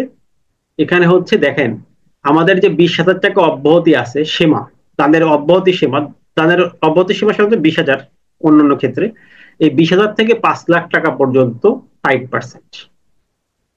আর 5 লাখ টাকা থেকে, এই 5 লাখ থেকে 10 লাখ, দেখেন এর মাঝে হচ্ছে 10%। দান করার রেটটাও আপনার মনে রাখতে হবে। এরপরে এই 10 থেকে 20 লাখ 15%, এবং 20-এর উপরে 20%। তার মানে এখানে 4টি রেট আছে। 5 লাখ পর্যন্ত, 20,000 থেকে 5 লাখ 5%। 5 থেকে, এখানে মনে রাখবেন 5 থেকে 10, 10 আছে 10%। এরপরে 20 থেকে, সরি, 10 থেকে 20 15%, 20-এর উপরে 20%। তাহলে এভাবে করে আমরা যদি 20-20 কাউন্ট করি, 20 লাখের উপরে হলে আমাদের 20%, 10 লাখ থেকে 20 লাখ, 10 থেকে 20 15%। খেয়াল করেন, 20-এর মধ্যে 15%, এরপর 10-এর মধ্যে 10%, 5 লাখের মধ্যে 5%। এরকম কানেক্ট করলে আপনি সহজেই হারটা মনে রাখতে পারেন। এই দান করটা আপনার জন্য ইম্পর্টেন্ট, আপনার জন্য উৎসে করটা ইম্পর্টেন্ট, আপনার জন্য এডিআরটা ইম্পর্টেন্ট। এই 3টে প্রশ্ন থেকে একটা আসবে, আর অন্য যে প্রশ্নগুলো দেখলাম সেখান থেকে আশা করে 1টা বা 2টা প্রশ্নও আসতে পারে। এজন্য আপনাকে মনে রাখতে হবে ব্রড প্রশ্ন 3টাও এসে যেতে পারে। যদি ফর এক্সাম্পল বাংলা ইংলিশে মার্ক কমিয়ে দেয় তাহলে এখান থেকে মার্কটা বাড়াবে, বা যদি অ্যাকাউন্টিং থেকে 10 মার্কের প্রশ্ন আসে তখন এখান থেকে প্রশ্ন মার্ক বাড়াবে। এই জন্য ইনকাম ট্যাক্সকে আপনার এমন ভাবে নিতে হবে যাতে করে আমাদের আমাদের এখানে যে সাজেশন দিয়েছি এটা এনাফ, এটার মধ্যে মোটামুটি সবকিছু কভার আসছে। এখন ব্রড প্রশ্ন সম্পর্কে আপনাদের কোনো প্রশ্ন থাকলে আমরা 1 মিনিটে জাস্ট প্রশ্নগুলো চ্যাট বক্সে লিখতে হবে। আমি এখন মাইক্রোফোন অন করার সুযোগ দিচ্ছি না, কারণ তাহলে আমাদের টাইম কিল হবে। জাস্ট প্রশ্নগুলো আপনারা চ্যাট বক্সে লিখলে আমি 1 মিনিটে, 1-2 মিনিটে এই ব্রড প্রশ্নগুলো থেকে যদি প্রশ্ন থাকে তাহলে আমরা করি। যার প্রশ্নটা চ্যাট বক্সে একটু দয়া করে লিখেন। আমি এখন মাইক্রোফোন অন করার সুযোগ দিচ্ছি না, এরপরে আবার আমরা ম্যাথটা দেখিয়ে লাস্ট অংশে আমরা প্রশ্ন নিব ইনশাল্লাহ।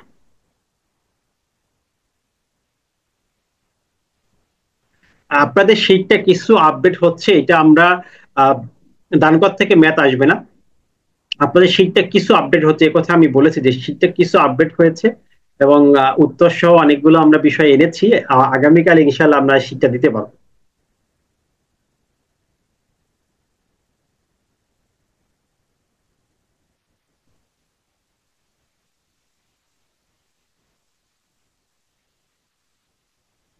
আমাদের আর কোনো প্রশ্ন থাকলে আমরা চ্যাট বক্সে লিখি, আশা করা যায় যে দান করে রেট এখন আমাদের নতুন সিটে থাকবে, সমস্যা নাই, ঠিক আছে, নতুন সিটে আমরা দান করে রেট সহ থাকবে। যেহেতু নতুন সিটটা আমরা করতেছি, দান করে রেট সহই থাকবে।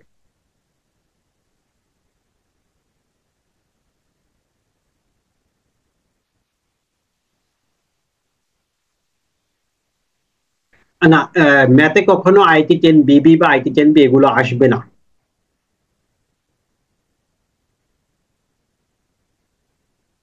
বড় প্রশ্ন আমাদের দুইটা, সর্বোচ্চ তিনটা। 36 ঘন্টার যে কোর্সটা আছে এটা আপনাদের জন্য, যারা আমাদের বিভিন্ন ব্যাচে অলরেডি কোর্স করছে, যাতে ITB তে ভর্তি হয়েছে তাদের জন্য আমাদের হচ্ছে 1,000 টাকা আমরা এখন ভর্তি নিচ্ছি, এটা কিন্তু কালকেই শেষ, ঠিক আছে। আমাদের ওই নতুন যে শীটটা আপডেট দিয়েছে এটার থেকে পড়াচ্ছি, আপনাদের শীটে সব বিষয়গুলো আছে। পরিসম্পাদ দায় বিবরণী থেকে আমাদের কোনো প্রশ্ন আসবে না।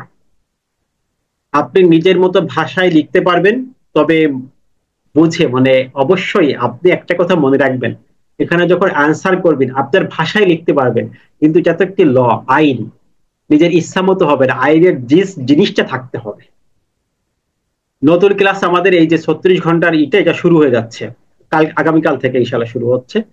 এটা আগামীকাল থেকে আপনারা সব আপডেট পেয়ে যাবেন। ওটার জন্য আমরা আর কি প্রতিটা প্রশ্ন, যেমন এখানে আপনাদের রিভাইজ করেছি, পড়াতে সুযোগ পাই নাই, যেহেতু আপনারা আগে পড়েছেন, তা ওখানে আমরা ইনশাল্লাহ প্রতিটা প্রশ্ন পড়াই দেবো, যাতে আপনার ক্লাসের বাইরে আর অতিরিক্ত আপনার কিছু না লাগে, জাস্ট আপনি নিজে একটু লিখলেই হবে। হ্যাঁ, এডিআর যখন যাবেন তখন অবশ্যই আপনাকে অ্যাপ্লাই করতে হবে, যেমন হাইকোর্টের রেজিস্টার বরাবর অ্যাপ্লাই করতে হবে, এডিআর এ যাচ্ছি, তার পারমিশন নিয়ে আমাদের এডিআর এ যেতে হবে। চূড়ান্ত পর্দায় এটা আমাদের আসার সম্ভাবনা আছে। ধারা উল্লেখ করতে পারলে ভালো, কিন্তু কোনো ক্রমেই আপনি ভুল ধারা উল্লেখ করবেন না। ভুল ধারা উল্লেখ করলে কিন্তু আপনি মার্ক পাবেন না, কারণ ওরা কিন্তু অনেক সময় ধারাটাই মনে রাখে। তো এই জন্য আমাদের এটা করতে হবে অবশ্যই, আমাদের এক্সাক্ট ধারা থাকলে লিখবো, অথবা ধারা হাইড করবো। ধারা হাইড করলে কিছু মার্ক কম পেতে পারেন, বাট একদম জিরো পাবেন না। অ্যাকাউন্টিং যদি আপনি ভালো না পারেন, আপনার অ্যাকাউন্টিং পড়ার দরকারই নেই, কিছু প্রসিজার্স তো পড়েন যাতে মোটামুটি লিখতে পারেন। চূড়ান্ত হিসাবটা আপনাদের আসতে পারে পরীক্ষা, এটা আমরা দেখিয়ে দিব। এই 36 আওয়ার্স এর ক্লাস প্রতিদিন হবে, এখন থেকে টানা ক্লাস হবে, প্লাস প্লাস ওখানে পড়া দেওয়া থাকবে, প্র্যাকটিস হবে। ওটা কোনো মিস নাই আর কি, ঠিক আছে। আপনাদের যেমন আগামীকাল আপনাদের ক্লাস শেষ হচ্ছে, এরপর দুটো আমরা পরীক্ষা নিব। মূলত আপনাদের আজকে ইনকাম ট্যাক্সের মেইন পার্টটা রিভিশন হচ্ছে, আর ছোট প্রশ্ন এবং হচ্ছে আমাদের অন্য আনুষঙ্গিক বিষয়গুলো আমাদের করা হবে। ডেইলি আমাদের 4 ঘন্টা করে 36 আওয়ার্স এর ক্লাস হবে। ক্যালকুলেটর আপাতত ইউজ করা যাবে না, এরপরে যদি সুযোগ থাকে আমরা জানাবো। যিনি যিনি দান করবেন তিনি দান দিবেন। ইম্পর্টেন্ট কোশ্চেন থাকলে চ্যাট বক্সে লিখেন, কারণ অনেকের প্রশ্ন তো এখন সবাইকে মাইক্রোফোন অন দিতে গেলে আমরা ক্লাসের সময় পাবো না। হ্যাঁ, ক্লাসের ভিডিও আপনাদের গ্রুপে দিয়ে দেবো ইনশাল্লাহ। বাংলা ইংলিশ অবশ্যই আপনার ফ্রি হ্যান্ড রাইটিং, এটা আপনি কিছু মার্ক পাবেন, এটা নিয়ে কোনো প্রশ্ন নাই। সারচার্জ আমরা বলছি, সারচার্জ মনে হচ্ছে অ্যাডিশনাল ট্যাক্স। 4টি কারণে একজন ব্যক্তির উপর অতিরিক্ত ট্যাক্স দিতে হয়, এটা আমরা বলছি নিট অয়েল বেশি হয়ে গেলে ট্যাক্স দিতে হবে। এরপরে সে যদি বিড়ি সিগারেট ইত্যাদি প্রোডাক্ট উৎপাদন করে তাকে অতিরিক্ত ট্যাক্স দিতে হবে। তার যদি একাধিক গাড়ি থাকে অতিরিক্ত ট্যাক্স দিতে হবে। সে যদি স্কুল কলেজ প্রতিষ্ঠান হয়ে থাকে এবং সে যদি প্রতিবন্ধীদের জন্য ব্যবস্থা না করে তাকে দিতে হবে। তো এই যে অ্যাডিশনাল ট্যাক্স, এটাকে অনেকে বলে ট্যাক্স অন ট্যাক্স বা অ্যাডিটেড ট্যাক্স, এই অ্যাডিটেড ট্যাক্স মূলত সারচার্জ হিসেবে গণ্য হয়। হ্যাঁ, আপডেট শিটটি আপনাকে দিব। ম্যাথ আমরা এখানে দিয়ে দিচ্ছি, ম্যাথ থেকে আপনি শিট সলভ করলেই হবে। আপনাদের এখানে কোনো ধারা ওয়াইজ কোনো ধারাকে মুখস্থ করতে হবে না, শুধু কোশ্চেন।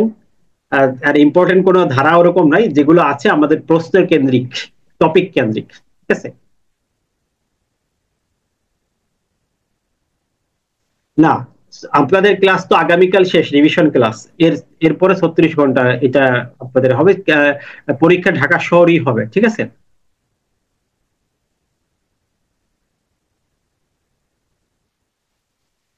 আমরা ম্যাথ গুলো দেখাচ্ছি, আরো দু একটা ম্যাথ আমাদের আপডেট হচ্ছে, এটা আমরা আগামীকাল আপনাদের শীটটা প্রপারলি দেবো। ওকে, ঠিক আছে। আমরা ম্যাথ খুব সহজ আসবে, ঠিক আছে, এত আহ, আমাদের আলোচনার বিষয় না, আমরা পরীক্ষা, এটা হচ্ছে মূল কথা। যা আসবে কম বেশি এটা আমরা দেখে নিব। 36 আওয়ার্স এর আপনাদের যে গ্রুপে আছেন সেই গ্রুপে দেখেন এই সম্পর্কে বিস্তারিত দেওয়া আছে, ওখান থেকে আপনি অ্যাডমিশন নিয়ে নেন। আমরা আর প্রশ্ন নিচ্ছি না, আমরা ম্যাথে চলে যাচ্ছি। এরপরে আমরা কি করবো, যাদের আমি আগেও বলেছি যে সবার জন্য এই 36 ঘন্টা চ্যালেঞ্জ দেওয়ার দরকার নাই। যারা পারেন, অলরেডি আমরা ইনরোল আছেন, মনে হচ্ছে আমি শিখতে শেষ করেছি, এখন স্যার দেখাই দিচ্ছে, আমি নিজে নিজে পারবো, পড়ে বুঝতে পারবো, তাহলে আপনি এনাফ। আর যদি মনে করেন না আমি নিজে পড়ে বুঝে এখন সম্ভব না, হয়তো আমি বুঝাই দিলে আপনি ভালো বুঝতে পারবেন, আর বাসায় এক মিনিট দেখলে আপনার হয়ে যাবে, তাহলে আপনি ওইটাই ইনরোল হতে পারেন নতুন করে। আর ওখানে আমাদের খুব আসন বেশি নাই তো, আমাদের 100 নিব, তার মধ্যে মনে হয় অলরেডি 60 হয়ে গেছে, ওখানে খুব বেশি নেওয়া যাবে না। বেশি নিলে আমরা ক্লাসটা ওইভাবে করাতে পারবো না, সাপোর্ট দিতে পারবো না, এই জন্য একটু কম নিচ্ছি। তাও ম্যাক্সিমাম পুরাতনদের জন্য আমরা খুব বেশি করতেছি না। তাও দেখা যাচ্ছে আমাদের এখানে প্রায় মোটামুটি হয়ে গেছে, আর কিছু বাকি আছে, আমরা এটা হয়তো আগামীকাল শেষ করে দিব, তারপরে আমরা ওইটা ক্লাস শুরু করব। ওকে, আমরা এখন আসি। অনেকের অনেক প্রশ্ন আছে, কিন্তু আসলে যেহেতু রিভিশন ক্লাস, আমরা, হ্যাঁ, বাংলা ইংলিশটা আমরা আগামীকাল আলোচনা করব, বাংলা ইংলিশ অ্যাকাউন্টিং ওটা আগামীকালকের জন্য রাখছি, ঠিক আছে।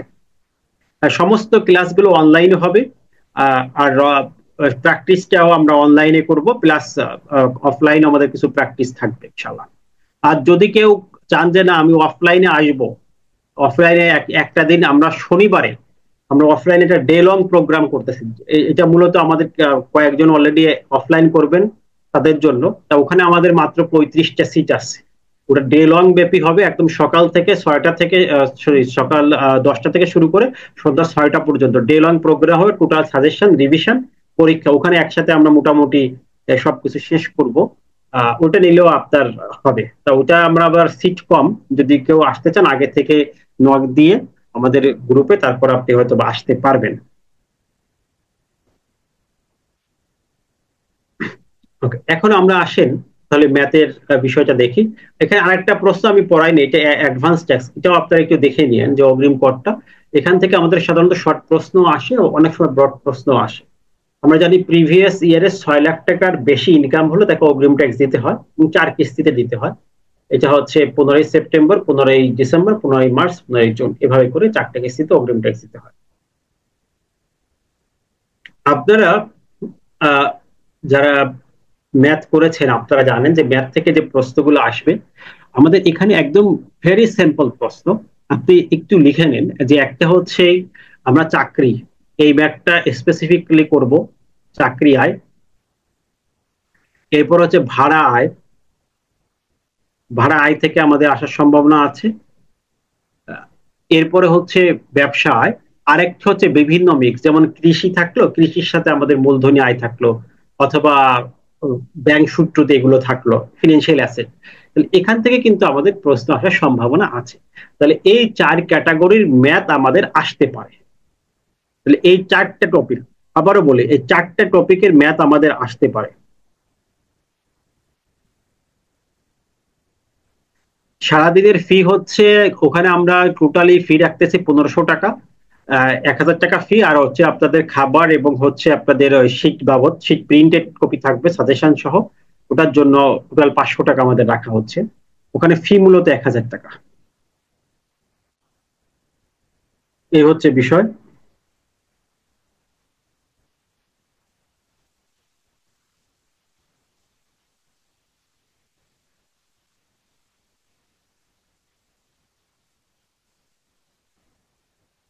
তা আমরা দেখি যদি কোনো চাকরি থেকে যদি কারো ইনকাম থাকে, সে ব্যক্তি কিভাবে এটাকে রিটার্নটা করবে, বা যদি তার আর্থিক পরিসম্পদ থেকে ইনকাম থাকে। দেখেন, যে কোনো ইনকাম থাকুক না কেন আমাদের কিছু কমন প্রশ্ন করে, এটা আপনাকে অবশ্যই মনে রাখতে হবে।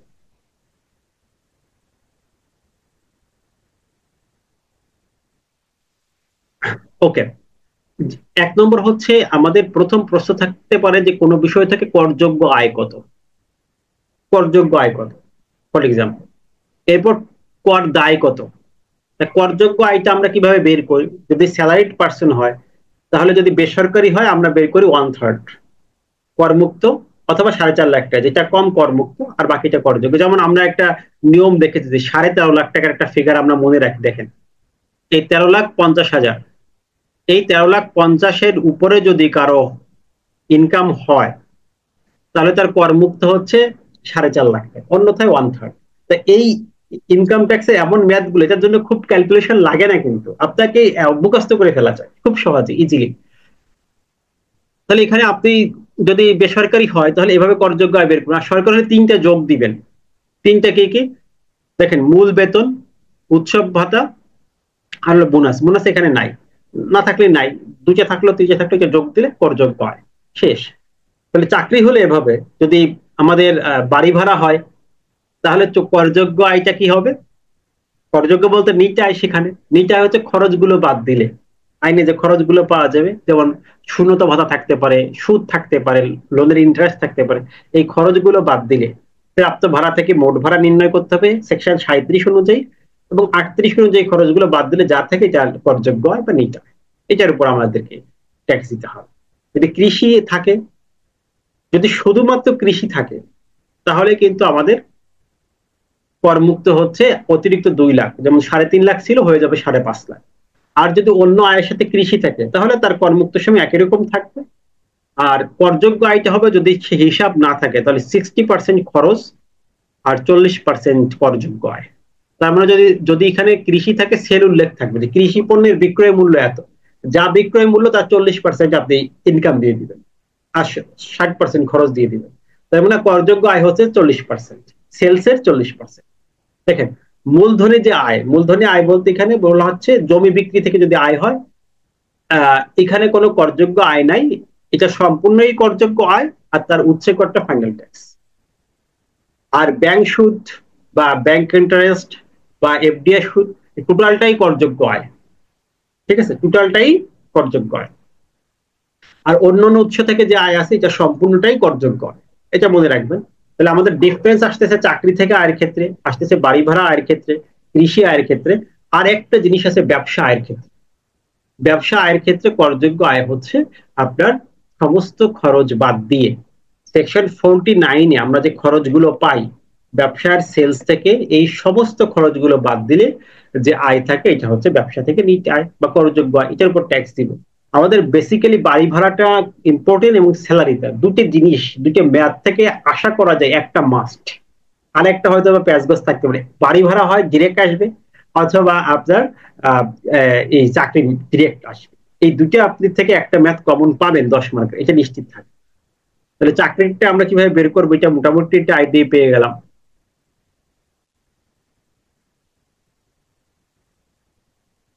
এটা হচ্ছে বিষয়। এরপরে একটা প্রশ্ন থাকে কর দায় নির্ণয় করা, ট্যাক্স ক্যালকুলেশন। আমরা সবাই মোটামুটি জানি যে আহ, যদি পুরুষ হয়, এখানে খেয়াল রাখবেন এই কর দায় নির্ণয়ের ক্ষেত্রে আপনি একটা খেয়াল রাখবেন যে যার যার কর দায় নির্ণয় করতে বলা হচ্ছে, যেমন এখানে নাদিম সাহেব, যদি নাদিম সাহেব তো পুরুষ, তার ক্ষেত্রে একরকম, যদি মহিলা হয় সেখানে একটা করমুক্ত সময়ের ডিফারেন্স আছে, 4 লাখ টাকা পর্যন্ত অব্যাহতি। যদি এখানে কোনো প্রতিবন্ধীর কথা উল্লেখ থাকে, সাধারণত নারী অথবা পুরুষ থাকবে, এটা মোটামুটি আমরা শিওর। এটা আমাদের একটু আইডিয়া থাকতে হবে। তো এখানে আমরা আমাদের ট্যাক্স ক্যালকুলেশনটা কিভাবে হয় আমরা জানি যে প্রথম 3.5 লাখ টাকা পুরুষের জন্য শূন্য, পরবর্তী এখানে আপনি লিখতেই পারবেন পরবর্তী 1,05,000, এগুলো কিন্তু লিখে ফেলবেন। ট্যাক্স ক্যালকুলেশন করার জন্য কিন্তু আপনার ক্যালকুলেটর দরকার নাই। পরবর্তী 4,10,000, 40,000 এরকম, পরবর্তী 5 লাখে আছে 15%, এখানে অবশিষ্ট যা আছে 15%, এর পরবর্তী 5 লাখে আমার 20%, এর অবশিষ্টের উপর 25%। এই যে ট্যাক্সের যে স্ল্যাবটা, এটা আপনার মনে রাখতে হবে। তাহলে ট্যাক্সটা হয়ে গেল। ট্যাক্সটা যদি পেরে যান, একটা পয়েন্ট আপনি পেরে যাচ্ছেন। দেখেন, করযোগ্য আয়টা নির্ণয় করা, এটা যে কোনো ম্যাথ থেকে, ম্যাথ খুবই ইজি আপনি যদি একটু থিঙ্কিং করেন। আমরা তো ওই 70 ঘন্টা ব্যাচে আবার সম্পূর্ণ রিভিউ দিব, যারা ওই ব্যাচে ভর্তি হয়েছেন অলরেডি, অনেকে হয়েছেন দেখলাম, আমি এখান থেকে মামুন ভাই একটু মেসেজ দিচ্ছে ক্লাসের মাঝেই, সেও ভর্তি হচ্ছে। এখানে যারা আছে খুবই ইজি, আপনি খালি থিঙ্কিংটা করেন যে কিভাবে আমি অ্যান্সারটা করব, করযোগ্য আয় বের করে, এই প্রশ্ন থাকবেই। তাহলে আমি বলে দিলাম যে করযোগ্য আয় চাকরির ক্ষেত্রে এরকম, একটা 2 মার্ক আপনার হয়ে গেল। পর্দায় নির্ণয় করা স্ল্যাবটা জানলেই হলো, 3.5 লাখ শূন্য, পরবর্তী 1,05%, এভাবে করে করযোগ্য থেকে আপনি টোটাল ট্যাক্সটা নির্ণয় করে ফেলতে পারতেছেন। তাহলে 2টে প্রশ্ন হয়ে গেল। দেখেন আপনি ম্যাথ পারেন না পারেন, কর রেয়াত আপনার পারার কথা। রেয়াতটা কি? আমরা বলেছি কর রেয়াত মানে কর থেকে ছাড়। ছাড়ের ক্ষেত্রে আমরা 3টা ফিগার বলেছি, যে এখানে কর রেয়াতের যখন প্রশ্ন করবে অবশ্যই তার বিনিয়োগের একটা অপশন থাকবে, যে সে এই খাতে বিনিয়োগ করেছে। যা বিনিয়োগ করবে আপনি তার 15% নিবেন, সরাসরি কথা। যা বিনিয়োগ করবে, এখানে যা বিনিয়োগ করেছে, দেখেন এখানে এই ব্যক্তির বিনিয়োগ ছিল 2,92,000, এটার আমরা 15% নিয়েছি, একদম ফ্যাক্ট থেকে। তাহলে বিনিয়োগের 15% আপনি নিবেন, এক নম্বর কথা। 2 নম্বর কথা হচ্ছে যা ট্যাক্স দিয়েছেন, যার উপর ট্যাক্স হিসাব করেছেন, যেমন এখানে 9,24,000 উপর ট্যাক্স হিসাব করেছেন। কারণ আগে আমরা করযোগ্য আয় বের করি না, এই করযোগ্য আয়ের উপরে তো আমরা ট্যাক্সটা হিসাব করি, তাই না? এই করযোগ্য আয় যা বের করেছে এটা নেবেন 3%। এখানে দেখেন করযোগ্য আয় আমরা এখানে কত বের করেছি, এই 9,24,000, 3% আমরা নিব। তাহলে এটা 3% নিলাম, এটার 15% নিবেন, আর সর্বোচ্চ 10 লাখ টাকা আয় দিয়ে আছে লিখে দিবেন। এটা আমাদের মুখস্থ থাকতে হবে। দুটো ফিগার মূলত আমরা অঙ্কের থেকে নিব। যা বিনিয়োগ করলাম এটা নেব 15%, আর যা আমাদের টোটাল করযোগ্য আয়, যার উপর ট্যাক্স ক্যালকুলেশন করেছি এর আগে, এটা নিব কত পার্সেন্ট? 3%। তিনটার মধ্যে কম্পেয়ার করে আমরা পেয়ে যাচ্ছি রেয়াত, যেমন এখানে 27,720 টাকা রেয়াত। খেয়াল করেন, ম্যাথ ম্যাথ সব একই সিস্টেম, যেখান থেকে আসুক, শুধু পার্থক্য একটা জায়গায়, এই করযোগ্য আয়ের ক্ষেত্রে। ধরেন যদি বাড়ি ভাড়া থেকে ম্যাথ আসে, এই প্রশ্নগুলো সেম, এই খ, গ, ঘ, এগুলো সেম। একটা প্রশ্ন এখানে অ্যাড হতে পারে, সারচার্জ। যখন সারচার্জের প্রশ্নটা আসে, যখন তার সারচার্জ হয়, মানে সারচার্জ 4টে কারণ হয়, আমি একটু আগে বলেছিলাম, তখন মূলত আমাদের এই প্রশ্নটা আসবে, এছাড়া সারচার্জ আসবে না। তাহলে সর্বোচ্চ 6টা প্রশ্ন করা হতে পারে। আপনি প্রশ্নগুলো বুঝলে অ্যান্সার আপনি নিশ্চিত পারবেন, এটা থাকেন যে ম্যাথটা খুবই আপনার জন্য সহজ হবে। তো এখানে এই করযোগ্য আয়ের ক্ষেত্রে বাড়ি ভাড়া বা চাকরি, এখানে ডিফারেন্স। কর দায় তো সব একই রকম, ট্যাক্সের ক্যালকুলেশনটা স্ল্যাব রেট। কর রেয়াত তো একই রকম, বললাম 15%, 10% আর 10 লাখ টাকা। এই তিনটাকে কম্পেয়ার করে যেটা কম, এটা আমরা কর রেয়াত পাবো। তা আমার এই যে প্রদেয় কর যা ছিল, ট্যাক্স যা বের করেছিলাম, যেমন এখানে বের করেছিলাম 56,100 টাকা। এখান থেকে যদি আমরা রেয়াত মানে কি ছাড়, ছাড়টাকে বাদ দেই, এখানে ধরেন টোটাল কর দায় হলো 56,100, সে রেয়াত পেয়েছে 27,720 টাকা। এই যে রেয়াতটা, তাহলে এই 56,100 থেকে যে বাদ দিলে এটা হচ্ছে রেয়াত পরবর্তী কর। তাহলে এটা একটা প্রশ্ন থাকে যে রেয়াতের পরে আপনার ট্যাক্স কত। আর একটা প্রশ্ন থাকে যে আপনার রিটার্নের সাথে ট্যাক্স কত, 173 ধারায় ট্যাক্স কত। 173 ধারায় মানে টাইমলি 30শে নভেম্বরের পরে রিটার্ন দিচ্ছেন। যদি এরকম কোনো প্রশ্ন থাকে যে সে 30শে নভেম্বর না, সে 2 মাস পরে, কর দিবসের 2 মাস পরে রিটার্ন দিয়েছে, তখন এখানে 173-এর পরিবর্তে প্রশ্ন একটু ঘুরে যাবে, প্রশ্ন থাকবে 174 ধারায় ট্যাক্স কত। আবারও বলি, যদি তার ব্যক্তি কোনো এক্সেপশনাল কেস না থাকে, সাধারণ ঘটনা থাকে, তাহলে ট্যাক্স হচ্ছে 173 ধারায়, 173 নম্বর সেকশনে ট্যাক্স। আর যদি তার কিছু কি এক্সেপশনাল ঘটনা ঘটে, যে সেই কর দিবসের আরো পরে রিটার্নটা সাবমিশন করছে, তাহলে তার হচ্ছে 174। 174 ট্যাক্স মানে কি, তার প্রতি মাসে 2% হারে সুদ হবে, যা ট্যাক্স ছিল। যদি 2 মাস বলা থাকে কোশ্চেনে, তাহলে 4% অ্যাড হবে, সরল সুদ। যদি 4 মাস বলা থাকে, তাহলে 8% যোগ হবে, যোগ হয়ে ট্যাক্সটা হবে 174 দ্বারা ট্যাক্স হবে। আমাদের মনে রাখতে হবে, প্রশ্নে দেখবো আমরা 173-এ আসছে নাকি 174-এ আমাদের ট্যাক্সটা চেয়েছে, এটা মোস্ট ইম্পর্টেন্ট। যদি 173-এ চাই, তাহলে তো আমাদের আর কোনো সুদ নাই, আর যদি 74-এ চাই, তাহলে আমাদের 2% ইন্টারেস্ট এখানে আমাদের অ্যাড হচ্ছে, এটা মনে রাখতে হবে, খেয়াল করেন।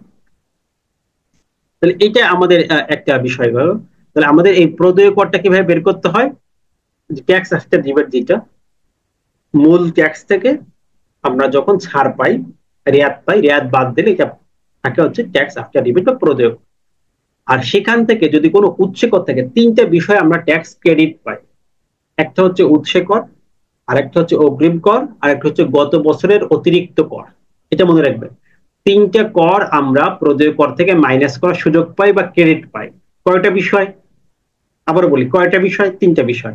একটা উৎসে আয়কর, একটা অগ্রিম কর, আর একটা হচ্ছে গত বছরের অতিরিক্ত প্রদান কর। যদি এরকম কোনো ঘটনা থাকে, যেমন এই ব্যক্তির কাছে শুধু উৎসে কর, এই ব্যক্তির 25,200 টাকা উৎসে কর্তন করা আছে কিন্তু কোনো অগ্রিম ট্যাক্স দেওয়া নাই, কোনো গত বছরের অতিরিক্ত কর নাই, তাহলে শুধুমাত্র প্রদেয় কর থেকে এই টাকাটা মাইনাস করলে বাকি টাকা 173 দ্বারা ট্যাক্স। ঠিক আছে? তো এটা কিন্তু শুধুমাত্র মাইনাস হচ্ছে, দেখেন।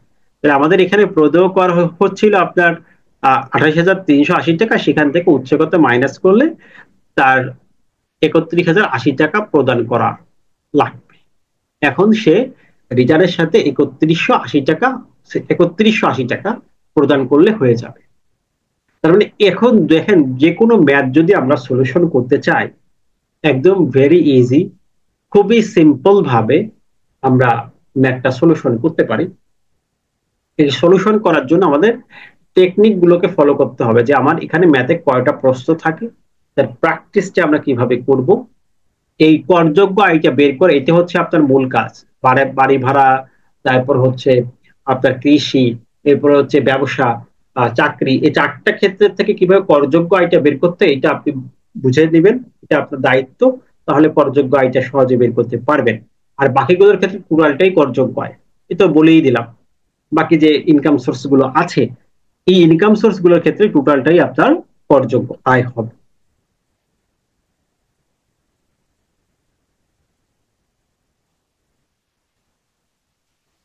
173 ধারা মানে টাইমলি রিটার্ন দিলেন। টাইমলি রিটার্ন দেওয়া মানে আপনি কর দিবসের মধ্যে রিটার্ন দিলেন, স্বাভাবিক 173 ধারায় কোশ্চেন থাকে। কিন্তু যদি প্রশ্ন এরকম থাকে যে তিনি 2 মাস পরে রিটার্ন সাবমিশন করছেন, টাইমলি দেয় নাই, তিনি 2 মাস পরে রিটার্ন দিয়েছেন জমা, 2 মাস পরে যদি তিনি রিটার্ন দিয়ে থাকেন, তাহলে সুদ দিতে হবে। যা ট্যাক্স আছে সেখানে পার মান্থে 2% ছাড়া ইন্টারেস্ট দিয়ে দিবে। ঠিক আছে? আমি কিন্তু ম্যাথের সিস্টেম শিখাচ্ছি, আপনাকে ম্যাথ শিখাচ্ছি না। যে এই সিস্টেমে অ্যান্সার করবেন, এভাবে ফলো করবেন, আপনি যে কোনো ম্যাথ গুলো পারবেন।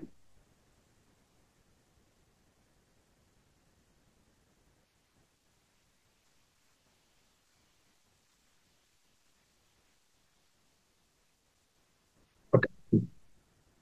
দেখেন, এরপরে আমাদের এই যে আমরা যে বাড়ি ভাড়ার কথা বলছি, কারণ বাড়ি ভাড়ার ম্যাথটা আসার সম্ভাবনা অনেক বেশি, মোস্ট ইম্পর্টেন্ট একটা টপিক, যে বাড়ি ভাড়া থেকে আমাদের ম্যাথ আসতে পারে।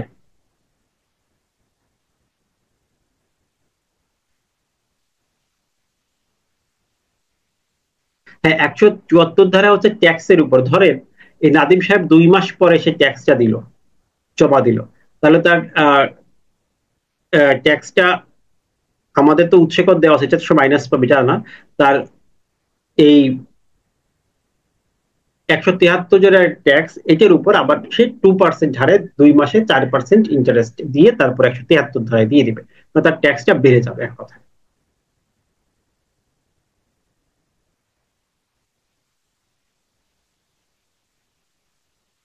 না, আপনার ট্যাক্স টাইমলি না দিলে 173 ধারায় দেওয়ার কোনো সুযোগ নাই, আপনি মনে রাখবেন। এখন রিটার্নটা জমা দিতে হবে সেলফে। সেলফ মানে কি? 30 নভেম্বরের মধ্য, তাহলে আপনি 173 ধারায় সুবিধা পাবেন। আর যদি টাইমলি জমা না দেন, সেক্ষেত্রে আপনার ট্যাক্স হয়ে যায় 174 ধারায়, পার্থক্য এতটুকু। ঠিক আছে? তাহলে যদি আপনার টাইমলি দেওয়া থাকে, তাহলে সাধারণ যদি প্রশ্ন থাকে, আপনি 173 ধারায় ট্যাক্স লিখবেন বা রিটার্নের সাথে প্রদেয় ট্যাক্স, এটাই লিখবেন। আর যদি আমাদের টাইমের বাইরে দেওয়া থাকে, তাহলে 174 ধারায় ট্যাক্স যেমন লিখতে হবে, বাট 174 ধারার ক্ষেত্রে আরো কিছু বিষয় মনে রাখতে হবে। এখানে আপনি অব্যাহতি সুবিধা পাবেন না। যেমন ধরেন, এই যে এটা প্রশ্ন সাধারণত আসার কথা না, এই জন্য বোঝায় না। যেমন এখানে করমুক্ত একটা সুবিধা আছে না আমাদের, অব্যাহতি, এই সুবিধা পাওয়া যাবে না। টোটাল যা ইনকাম এটার উপর ট্যাক্স দিতে হবে। এরপর এই যে রেয়াতের যে সুবিধা, এটাও পাওয়া যাবে না। এই জন্য সাধারণত ম্যাথ আসলে এটার থেকে আসবে না। তারপরে যদি ঘুরাই দেয় যে 173 এবং 174-এর ট্যাক্স কত হবে, তা লিখো, মানে 2% যদি সুদ হয়, তাও কত হবে, সেক্ষেত্রে যাতে আপনি আনসারটা লিখতে পারেন, এই জন্য আমার বলা। সাধারণত প্রশ্ন আসলে 173 ধারাই আসার কথা।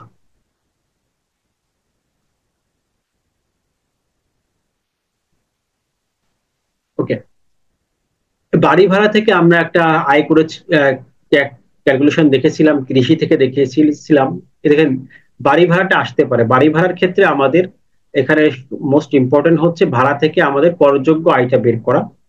এই করযোগ্য আয়ের ক্ষেত্রে আমাদের ভাড়া থেকে খরচগুলো বাদ দিতে হবে। যেমন এই ব্যক্তি প্রথমত প্রাপ্ত ভাড়া ডিক্লেয়ার করবেন, তিনি কত টাকা ভাড়া পেয়েছেন।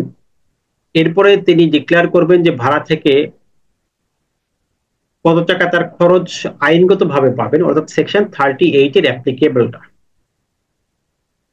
সেকশন 38 অনুযায়ী তিনি কত টাকা খরচ দেখাতে পারবেন, এটা নির্ণয় করতে হবে। প্রথম তার প্রাপ্ত ভাড়াটা আমরা এখানে এই 16টি ফ্ল্যাটে নিজে বসবাস করেন, মাসিক ভাড়া এত টাকা, তাহলে তার টোটাল 10,04,000 টাকা ভাড়া আসে। সেখানে শূন্যতা ভাতা তিনি পাচ্ছেন 51,000 টাকা, ফ্ল্যাট খালি ছিল, তার মানে 13,53,000 টাকা তার হচ্ছে ভাড়া। সেখান থেকে স্যার কি কি খরচ, যেমন আবাসিক ভাড়া দেন তাহলে 25% খরচ পাবেন, আর তিনি পৌর কর দিয়েছেন এত টাকা, ভূমি রাজস্ব কর দিয়েছে এত টাকা। এটা মনে রাখতে হবে, আমাদের এই 25% বাদ দিয়ে বা 30% বাদ দিয়ে অন্য সকল খরচ হবে রেশিও অনুযায়ী। রেশিও মানে কি? রেশিও অর্থ হচ্ছে যদি ওই ব্যক্তি নিজে ওই বাড়িতে বসবাস করেন, তাহলে সে যে অংশে বসবাস করেন এটার খরচ তিনি ক্লেম করতে পারবেন না, অনুমোদন করবে না আইন। কারণ যেখানে তার ইনকাম নাই সেখানে খরচ বাদ দেওয়ারও কোনো সুযোগ নেই। ঠিক আছে, তাহলে এখানে একটা কথা ছিল, তার হলো 16টা ফ্ল্যাটের মধ্যে 15টা তিনি ভাড়া দেন। ওকে, 16টি ফ্ল্যাট আছে, একটি ফ্ল্যাটে নিজে বসবাস করেন। যখন নিজে বসবাস করার প্রশ্ন আসবে তখন এই ঝামেলাটা আপনার করতে হবে। আর যদি নিজে বসবাস না থাকে, সকল ফ্ল্যাট ভাড়া, তখন এই জটিলতায় যাওয়ার প্রয়োজন নাই, জটিলতায় আপনার যেতে হবে না। ক্লিয়ার? তাহলে তিনি 16টা ফ্ল্যাট থেকে 15টা ভাড়া দেন, তাহলে খরচগুলো পাবেন 15টায়, তখন টোটাল খরচকে ভাগ 16 গুণ 15 দিয়ে আপনি বের করে ফেলবেন, এত টাকা তিনি খরচ একাও পাবেন। তাহলে এই টাকা তিনি খরচ পাচ্ছেন, তাহলে এই টাকা যদি তিনি খরচ পান, তাহলে তার ইনকাম হচ্ছে 9,99,000 এই টাকা, তিনি এটার উপর ট্যাক্স দিবেন। এখন তার দুটো ইনকাম সোর্স, আর কৃষি থেকে ইনকাম সোর্স আছে। আমরা বলছিলাম যে কৃষির বিক্রয় মূল্যের উপর 60% খরচ, 40% আয়। তার বিক্রি মূল্য ছিল 18 লাখ টাকা, সেখানে 60% খরচ হলো, 40% আয়। আর তার ব্যাংক সুদের আয় আছে, দেখেন এখানে 3টে আয় নিয়ে কথা বলা আছে, 16,000 টাকা। টোটাল এই ব্যক্তির ইনকাম হচ্ছে 17,35,723 টাকা। এই যে যেটা আয় করেছে এটার উপর তার ট্যাক্স দিতে, এটা করযোগ্য আয়। তাহলে প্রথম আমাদের যে কাজটা আছে করযোগ্য আয় বের করা, এটা হচ্ছে জটিল কাজ। এই কাজটা যদি আমরা মানে সঠিকভাবে বের করতে পারি, তাহলে অঙ্কের বাকি বিষয়গুলো আমরা পারবো ইনশাআল্লাহ। তাহলে প্রথম ফার্স্ট আমাদের যে ওয়ার্কটা, এটার জন্য আমাদের কমপক্ষে 2-3 ঘন্টা সময় দিতে হবে, যে একটা ইনকাম সোর্স থেকে আমরা কিভাবে করযোগ্য আয়টা বের করব, ট্যাক্সেবল আয়টা বের করব। কারণ ট্যাক্সেবল আয়টা বের করতে পারলে এরপরে আমাদের কাজ কি, এই যে উপর ট্যাক্স নির্ণয় করে, এই যে নির্দিষ্ট হারে আমরা ট্যাক্স নির্ণয় করলাম। প্রথম 3.5 লাখ টাকায় 0, এরপরে 1 লাখ টাকায় 5%, এরপরে 4 লাখ টাকায় 40%, এরপরে 5 লাখ টাকায় 15%, এরপরে বাকি টাকার উপর 20%, বাকি এখানে 5 লাখে মূলত 20%, এরপরে যা হবে 25% এখানে আছে। এখানে টোটাল 1,97,000 টাকা ট্যাক্স। তো যদি আমরা ট্যাক্সটা বের করতে বলি, আমরা রেয়ারটাও পারবো। রেয়াতের সূত্রতে আমরা জানি যে করযোগ্য আয় যার উপর ট্যাক্স নির্ণয় করছে 17 লাখ, এটার নিব 3%, আর তার যা বিনিয়োগ আছে সেই বিনিয়োগ আছে টোটাল 1 লাখ টাকা, এটার উপর নেব 15%, আর 10 লাখ যেটা কম, তাহলে এই তিনটার মধ্যে দেখেন 10 লাখ কম, 15,000 কম হচ্ছে, তাহলে 15,000 রেয়াত। তাহলে এই এই এই ব্যক্তি এই 1,97,000 থেকে 15,000 রেয়াত পাবে। তাহলে তার রেয়াত পরবর্তী কর দায় হয় হচ্ছে 1,82,145 টাকা। এবং আপনি খেয়াল করছেন এখানে কিন্তু সারচার্জের একটা প্রশ্ন আছে, দেখেন সারচার্জ কত, সারচার্জ কেন প্রশ্ন আছে বলেন তো? কারণ আমাদের নিয়ম ছিল যদি 8,000 স্কোয়ার ফিটের ফ্ল্যাট হয় তাহলে তার উপর সারচার্জ আরোপিত হয়। আর এই ব্যক্তি ফ্ল্যাটটা হচ্ছে 8,000 স্কোয়ার ফুটের বেশি, 16টা ফ্ল্যাট 8,000 স্কোয়ার ফুটের বেশি। এখানে লেখা আছে এই যে 13,000 স্কোয়ার ফুটের, 13,000 স্কোয়ার ফুট যেহেতু হয়েছে তার উপর কি আছে, সারচার্জ আছে। সারচার্জ মানে অ্যাডিশনাল ট্যাক্স, যে টাকা ট্যাক্স হবে ওটার উপরে তাকে আবার অতিরিক্ত কর আরোপ করা হবে বা অতিরিক্ত ট্যাক্স তাকে দিতে হবে।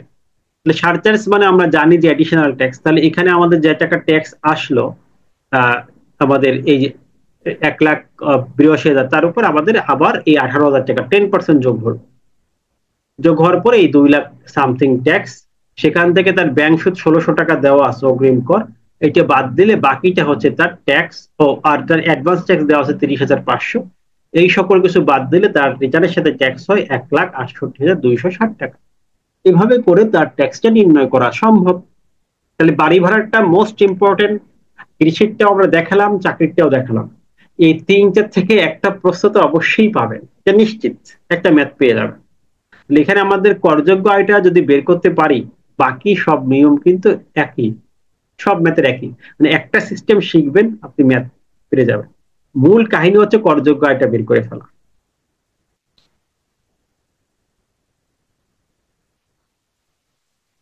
আর রিভিশন ক্লাসের ভিডিওটা আমরা দিব। আর 3% হচ্ছে আপনার করযোগ্য আয়ের। যদি কৃষির সাথে অন্য কোনো ইনকাম থাকে, আবারও বলেন, এই ষষ্ঠ তফসিলের কৃষির ক্ষেত্রে যে সুবিধা, এটা হচ্ছে শুধুমাত্র কৃষকের ক্ষেত্রে, শুধুমাত্র কৃষক, অর্থাৎ যার অন্য কোনো ইনকাম সোর্স নাই সেই ব্যক্তি এই সুবিধা পাবে। এখন কৃষির পাশাপাশি যদি তার অন্য কোনো ইনকাম সোর্স থাকে, তাহলে কিন্তু সেই ব্যক্তি এই সুযোগটা পাবে না, অর্থাৎ তার রেগুলার স্যালারি ট্যাক্স হবে। আর যদি এই ব্যক্তি শুধুমাত্র 17 লাখ টাকা থেকে কৃষি ইনকাম হতো, তাহলে তিনি এখানে করমুক্ত 5.5 লাখ পেতেন, 3.5-এর জায়গায় 5.5 লাখ টাকা তিনি সুযোগ পেতেন, আইনে ছিল। তাহলে আমাদের মোটামুটি 4টা খাত হয়ে গেল, স্যালারি, বাড়ি ভাড়া, তারপর হচ্ছে কৃষি, আর হচ্ছে ফিনান্সিয়াল অ্যাসেট। এরপরে ব্যবসা থেকে অনেক সময় আমাদের আসে, তো ব্যবসা থেকে আসলে আমাদের সেলসটা থাকে, সেলস থাকে এবং সেখানে আমাদের একটা খরচের হিসাব থাকে।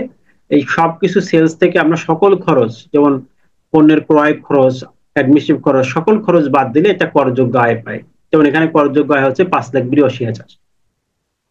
সেলস থেকে আমাদের সকল প্রকার খরচ বাদ দিতে হবে, বাদ দিলে করযোগ্য আয় পেয়ে যাব। এই আয়ের উপর আমাদের স্ল্যাব ট্যাক্স ক্যালকুলেশন করতে হবে। তারপরে আমাদের যথা নিয়মে রেয়াত, যে ইনভেস্টমেন্টের 15%, করযোগ্য যে আয় ছিল যার উপর ট্যাক্স নির্ণয় করেছে এখানে এই 5,82,000, এটা 3%, আর সর্বোচ্চ 10 লাখ, এটার মধ্যে যেটা কম এটা আমরা রেয়াত পাবো। রেয়াতের পরবর্তী একটা সিস্টেম আছে, রেয়াতের পরবর্তী যদি আপনার ট্যাক্স 0 হয়, তারপরেও আপনাকে মিনিমাম ট্যাক্স দিতে হবে। আর মিনিমাম ট্যাক্স হচ্ছে আইনে 3টা বিষয়, একটা হচ্ছে উৎসে কর, আর একটা হচ্ছে ব্যবসায়ের ক্ষেত্রে টার্নওভার ট্যাক্স, অর্থাৎ যদি তার টার্নওভার 3 কোটির বেশি হয় সেলস, তাহলে কিন্তু তার 0.6% টার্নওভার ট্যাক্স হয়। আর একটা হচ্ছে তার যদি কোনো উচ্চকর কাটা থাকে, যেমন ইম্পোর্টার হয় উচ্চকর কাটা থাকে, ওটা মিনিমাম ট্যাক্স। আর স্থান অনুযায়ী আমরা জানি যে ঢাকা সিটিতে 5,000, অন্য সিটিতে 4,000, এবং সিটি কর্পোরেশনের বাইরে হচ্ছে আপনার 3,000 টাকা। তো এভাবে করে তার যদি আমরা দেখি তার 13,350 টাকা, এটা ছিল উচ্চকর। এখানে লেখা আছে যে বিল হতে উচ্চকর, বিল হচ্ছে 89 সেকশনে, এই উচ্চকরটা হচ্ছে আমাদের মিনিমাম ট্যাক্স 89 সেকশনে, যা উচ্চকর কর্তন করে সাপ্লাইয়ের বিল দেয়, বিল থেকে উচ্চ কর্তন করে মিনিমাম ট্যাক্স। তাহলে এখানে তার 13,530 টাকা, এটাই মিনিমাম ট্যাক্স, এটাই তার কেটে রাখছে, তাহলে তার প্রদেয় কর হচ্ছে 0। ঠিক আছে। তারপর এখানে কিন্তু আরো একটা ম্যাথ এরকম দেওয়া আছে, এরকম 4-5টা ম্যাথ মোটামুটি এটা করলেই হবে। এরপর যদি বিভিন্ন সঞ্চয়পত্রের সুদ, যেটা ফাইনাল ট্যাক্স একসাথে আসে, বা যেগুলো ফিনান্সিয়াল অ্যাসেট যদি আসে, সেক্ষেত্রে অন্য অন্য উৎসের আয় আসলে কিভাবে করবেন, এরপরে আরো একটা ম্যাথ দেওয়া আছে। মোটামুটি এই 4টে ম্যাথ থেকে যদি সিস্টেমটা আপনি শিখতে পারেন, আপনার মেইন আইকিউটা হচ্ছে সিস্টেমটা শিখে ফেলা। যদি সিস্টেমটা আপনি শিখতে পারেন প্রপারলি, ঠিক আছে, তাহলে আপনি মোটামুটি আকারে ম্যাথে ফুল মার্ক পেয়ে যাবেন। তাহলে এই ছিল আমাদের ইনকাম ট্যাক্সের ম্যাথ এবং বড় প্রশ্ন রিভিশন। একদিনে অনেকগুলো টপিকস রিভিশন দিতে হলো। আহ আশা করি যারা আগে পড়া আছে তারা মোটামুটি আকারে বুঝতে পারছেন, আর যারা ক্লাস মিস করেছেন বা ক্লাস সঠিকভাবে করেন নাই, তাদের জন্য কিন্তু একটু কঠিন হয়ে যেতে পারে। ঠিক আছে। তারপর আমাদের যেহেতু টাইমের একটা বিষয় আছে, আমাদের টাইম যেহেতু নাই, আমরা ওইভাবে করব। আগামীকাল আমাদের ঠিক 8টার সময় আমাদের এই ক্লাসটি আবারও হবে। সেখানে আমরা ইনকাম ট্যাক্সের বাকি যে শর্ট প্রশ্ন আছে ওটা দেখবো, অ্যাকাউন্টিংটা দেখবো, আর হচ্ছে বাংলা ইংলিশটা। টোটাল ওখানে আমাদের দুটো সেশন হবে, একটা বাংলা ইংলিশ আর হচ্ছে ইনকাম ট্যাক্সের বাকি অংশ, আর অ্যাকাউন্টিং এর উপর একটা। 2 ঘন্টায় দুটো সেশন হলে আমাদের রিভিশন হয়ে যাবে। এরপর দুইটা ডেট আমাদের দেওয়া আছে, দুইটা মডেল টেস্টের ডেট, দুইটা মডেল টেস্ট পরীক্ষা হলে মোটামুটি আপনার পারবো। তাহলে কালকে আপনাদেরকে শীটও দিয়ে দেবো, আর একটা সাজেশন আমরা ইনশাল্লাহ দিয়ে দেবো।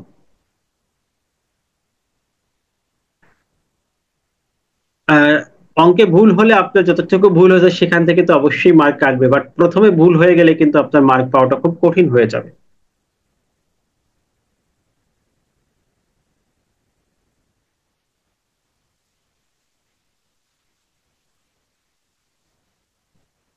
হ্যাঁ, আজকের ক্লাসটা আমাদের রেকর্ড আছে, আপনি রেকর্ড পেয়ে যাবেন, সমস্যা নেই। আমরা ইনশাল্লাহ চেষ্টা করব যে আগামীকালকের মধ্যে আপনাদেরকে রেকর্ডটা দিয়ে দেওয়া, যারা অন্তত রিভিশন ক্লাসটা করেছেন তাদের জন্য সুবিধা হবে। আর কিছু ম্যাথ আমি ডেলংটা আমাদের শনিবারে, এটা ফিজিক্যালি ডেলংটা হচ্ছে একদম সকাল 10টা থেকে 6টা পর্যন্ত ফিজিক্যাল ক্লাস, এটা শনিবারে। তবে ওখানে আসতে হলে আগের থেকে আমাদেরকে কনফার্ম করে আসতে হবে, কারণ ওই ব্যাচে অলরেডি আমরা প্রচার করিনি, কিন্তু অনেক অ্যাডমিশন নিয়ে ফেলছে। এখন দেখা যাচ্ছে আমার তো এটা সিটের একটা লিমিটেশন আছে, 35 জনের বেশি আমরা ওখানে দিতে পারি। হ্যাঁ, অনেকের বার কাউন্সিল এক্সাম থাকার কারণে একটু সমস্যা হয়ে যাচ্ছে। আহ, এই শনিবারে আমাদের হচ্ছে যে লং ক্লাস, সেক্ষেত্রে আপনি চিন্তা করবেন যে আসলে বার কাউন্সিলটা আপনার এখন গুরুত্বপূর্ণ নাকি আপনার আইটিপিতে গুরুত্বপূর্ণ। কারণ যদি বার কাউন্সিলে আপনার পসিবিলিটি থাকে, বার কাউন্সিলে আপনি অ্যাডভোকেট হলেও কিন্তু অটোমেশনে আপনি ট্যাক্সেস বারে মেম্বার হতে পারবেন। সো এটা চিন্তা করবেন যে আসলে বার কাউন্সিলে কনফিডেন্স কতটুকু। যদি বার কাউন্সিলে আপনার কনফিডেন্স ভালো হয় যে হ্যাঁ বার কাউন্সিলে আমরা আহ, ভালো করতে পারবো, তাহলে আপনি আইটিপির প্রিপারেশনটা খুব বেশি নিয়ে না, পরীক্ষায় অ্যাটেন্ড করেন শুধু। যদি বার কাউন্সিলে আপনার অবস্থা খুব ভালো না হয়, যেহেতু ওখানে প্রতিযোগীর সংখ্যা বেশি, বা 60-70 হাজার প্রতিযোগী থাকতেছে, আবার এমসিকিউ পরীক্ষা, রিটেন ভাইবা, তাহলে আপনি অবশ্যই এটাকে ফোকাস করেন। যেহেতু 25 তারিখ 26 তারিখ দুইটা পরীক্ষা একদম পাশাপাশি, শীতটা আগামীকাল পেয়ে যাবেন। ফাইনাল ট্যাক্সের বিষয়টা হচ্ছে যা উৎসে করতেন এটাই ট্যাক্সের সাথে যোগ হবে, আপনার নতুন করে কোনো ট্যাক্স নাই। ডেলং আগ্রহী, ঠিক আছে, আপনি আমাদের ওই যে আমাকে অথবা আমাদের ব্যাসে হোয়াটসঅ্যাপে মেসেজ দিয়ে ওটা আপনার সিটটাকে কনফার্ম করে ফেলেন। কারণ আমাদের ফিজিক্যালে তো আসন নাই, আমরা অনলাইনে অনেক নিতে পারি, কিন্তু ফিজিক্যালি এটা সম্ভব না, ঠিক আছে। হ্যাঁ, টোটাল আপনার 50 মার্ক পেলে পাস, এখানে কিন্তু সাবজেক্ট ওয়াইজ কোনো মার্ক নেই, ঠিক আছে। এখানে আমাদের প্রতিযোগিতা বেশি হচ্ছে, আগে 40-এ পাস ছিল, খুব ইজি ছিল, এখন একটু কঠিন।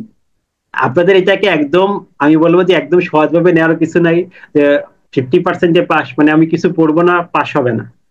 অনেক পরীক্ষার্থী, প্রতিযোগীর সংখ্যা এবার বেশি, আমি এক্সাক্ট এটা আপনাদের কালকে বলবো, এখন বলতেছি না।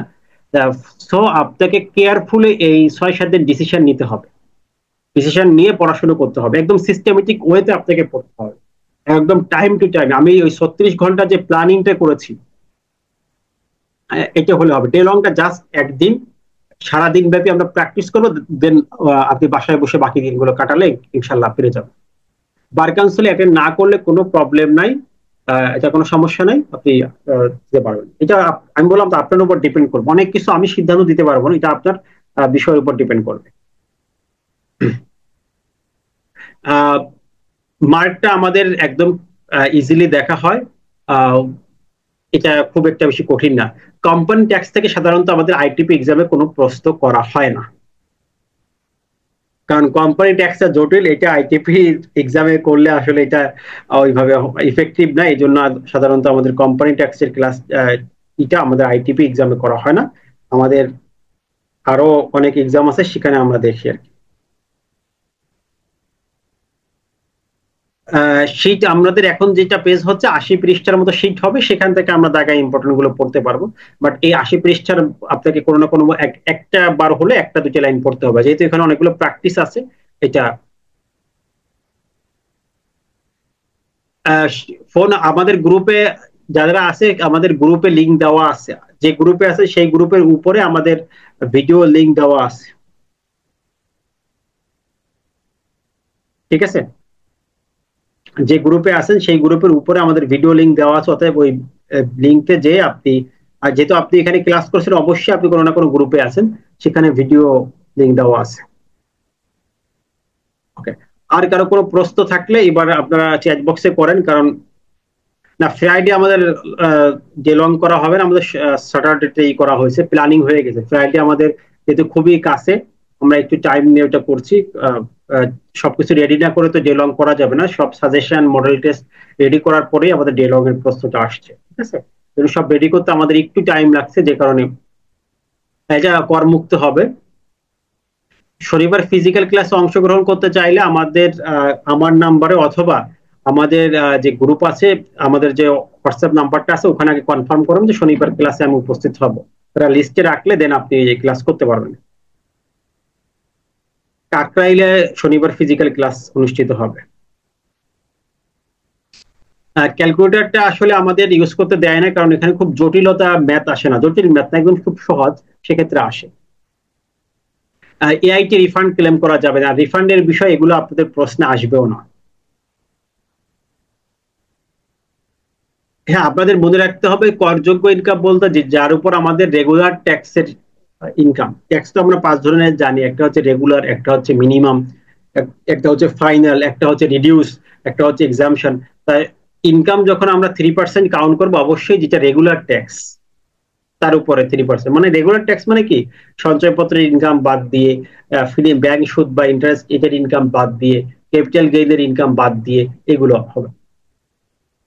অ্যাডমিট কার্ড আপনাদের ডাউনলোড অপশন চলে আসবে, আপনাদেরকে লিঙ্ক দিয়ে দেবে, সেখান থেকে ডাউনলোড করে নেবেন, এটা এখনো আসে না। হ্যাঁ, গৃহ সম্পত্তির আয় থেকে আমাদের 38 ধারায় একটা লিস্ট দেওয়া আছে, সেখান থেকে ওই খরচগুলো আপনি অনুমোদনযোগ্য পাবেন, ঠিক আছে। মিনিমাম ট্যাক্সের এসআরও পড়বেন আপনি 9, 16, 24 এবং পরে এই এসআরও গুলো আপনি পড়বেন। সঞ্চয়পত্রের আয়টা আমাদের করযোগ্য আয় হিসেবে আসবে, বাট ওটার উপর নতুন করে ট্যাক্স হিসাব করা হবে না, যা উৎস করতেন এটাই ট্যাক্স হিসাব করবে। হ্যাঁ, লিখিত পরীক্ষার পরে আমাদের ভাইবা হবে, ভাইবা সাধারণত বাদ দিবে না। ভাইবার থেকে আপনারা সরাসরি ইনশাল্লাহ আপনারা সার্টিফিকেট নিতে পারবেন।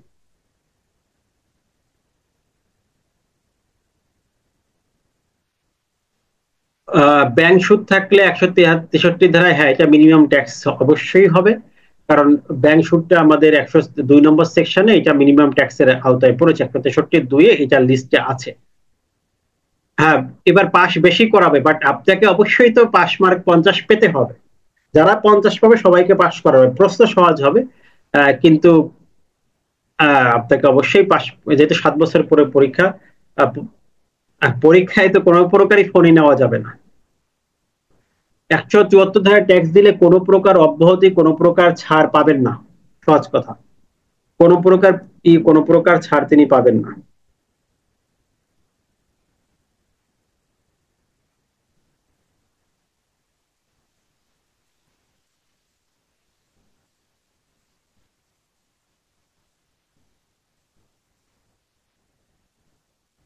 ওকে, বেশি কমন, বেশি কমন নাম তো বলে দিলাম, ব্রড প্রস্তাবগুলো বলে দিলাম, ম্যাথও বলে দিলাম, যে আপনারা চাকরি বাড়ি ভাড়া এই দুটি হচ্ছে মোস্ট ইম্পর্টেন্ট।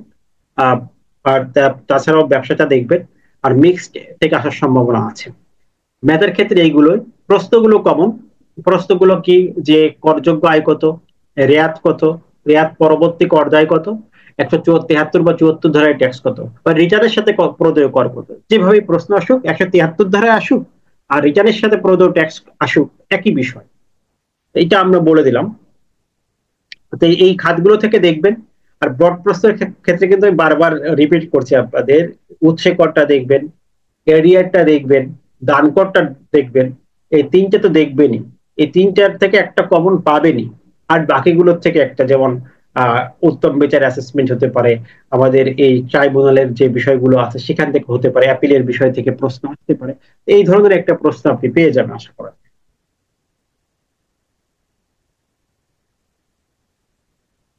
উৎসে আয়কর যেটা আছে যে সম্পূর্ণ বিয়োগ হয়, ঠিক আছে।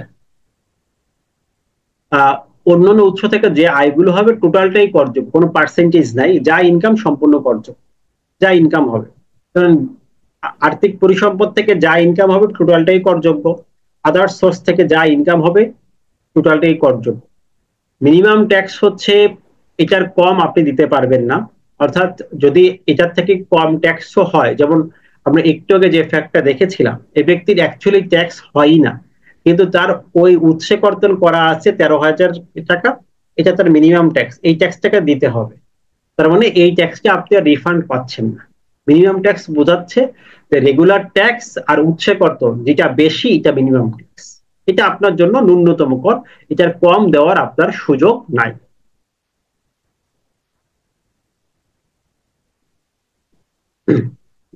এই হচ্ছে বিষয়। আর কোনো বিষয় আছে?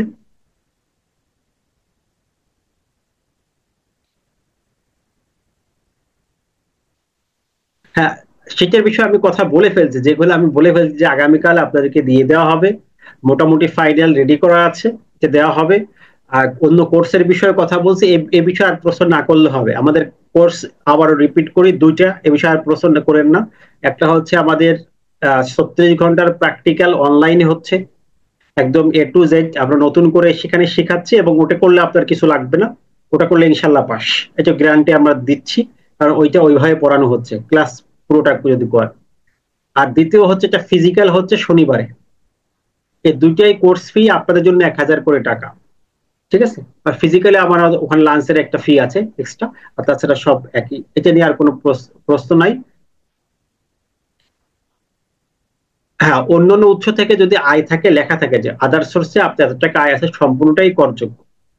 হিসাব বিজ্ঞান যদি আপনি না পারেন, হিসাব বিজ্ঞান আপনার পড়ারই দরকার নেই নতুন করে, কারণ ওটা নতুন করে পড়ে আপনি পারাটা অসম্ভব প্রায়, ঠিক আছে?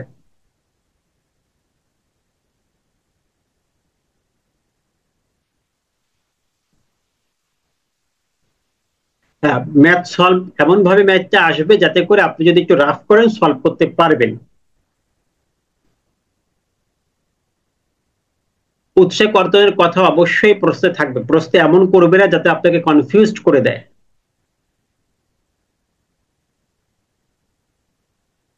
হ্যাঁ, ফিজিক্যালটা তো আমরা সবগুলো দেখাই দিব, এটা আপনাকে বাসায় একটু করতে হবে। তা ওইটা আমাদের শনিবারে, ওটা আপনাকে ফিজিক্যালি আসতে হবে, এবং ওটা সকাল 10টায়।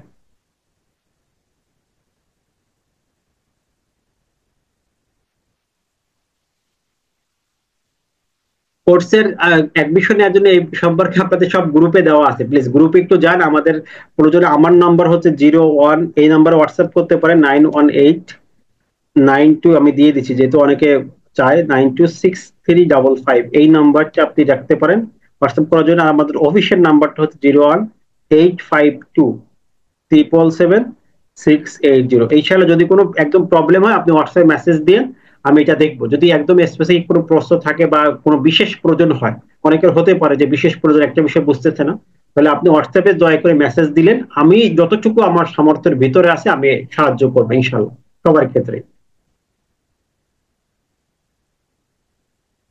ম্যাথ ঘর করে করার দরকার নেই, আপনার ম্যাথ হলেই হলো, আপনি ধাক দিয়ে করেন বা এমনি করেন, এটা কোনো সমস্যা নেই। আর হিসাব বিজ্ঞানে যারা আছেন তারা, আপনি গত বছর আওয়ামী লীগ থেকে প্রশ্ন আসছে, এবার চূড়ান্ত হিসাব, এই দুইটা করবেন। আমার নাম্বারটি দিয়েছি একটু আগে, প্লিজ দেখেন। এই প্রথমটা হচ্ছে আমার নাম্বার, 0918926355, আর পরেরটা হচ্ছে অফিসের নাম্বার। যদি একদম ইমার্জেন্সি কোনো বিষয় থাকে আপনি আমাকে হোয়াটসঅ্যাপে লিখবেন। এই যে অনেকে আজকে হোয়াটসঅ্যাপে করতেছে, আমি যথাসম্ভব অ্যান্সার দেওয়ার চেষ্টা করি, সর্বোচ্চ চেষ্টা করবো আপনাদেরকে আর কি, ঠিক আছে?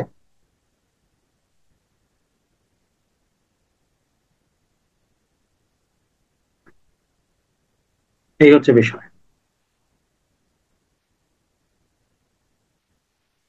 ভাতা হচ্ছে, যদি বেসরকারি হয় করমুক্ত, সরকারি হয় তাহলে করমুক্ত হবে।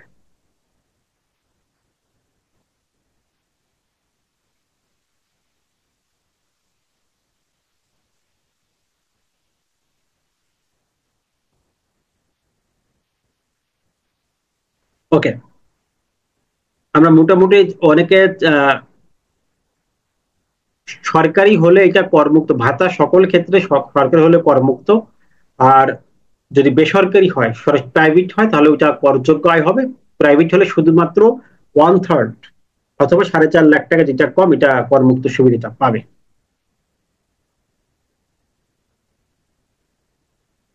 আর কোনো প্রশ্ন? মোটামুটি যত প্রশ্ন ছিল আপনাদেরকে মাইক্রোফোন মিউট থাকার কারণে সবার প্রশ্ন দেখতেছি, আনসারটা দিতে পারছি। কারণ এটা সম্ভব ছিল না, এই জন্য মাইন্ড করবেন না। অনেকে আমরা আমাদের যে নিয়ম থাকে যে সরাসরি মাইক্রোফোন দিয়ে প্রশ্ন করার সুযোগ থাকে, আজকে এটা করতে পারিনি। ওকে, তাহলে আমরা রেকর্ডেডটা দিয়ে দিচ্ছি। মোটামুটি আমরা ইনকাম ট্যাক্সের যে মেইন টপিক গুলো আজকে কিন্তু আলোচনা হয়ে গেল, ব্রড প্রশ্ন।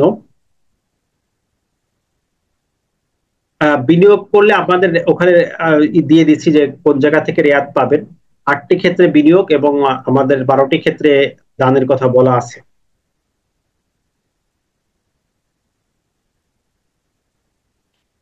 মডেল টেস্ট কত তারিখ হবে আপনাদের এখানে দেওয়া আছে, যে 20 তারিখ প্রশ্ন দেবো, 21 তারিখ সলভ ক্লাস, আবার 22 তারিখ দিব, 23 তারিখ সলভ, এরকম ভাবে আপনাদের গ্রুপে দেওয়া আছে। অর্থাৎ শনি এবং সোমবার আপনাদের মডেল টেস্টের সলভ ক্লাস হবে, আর শুক্র এবং রবিবার আপনারা পরীক্ষা দিবেন।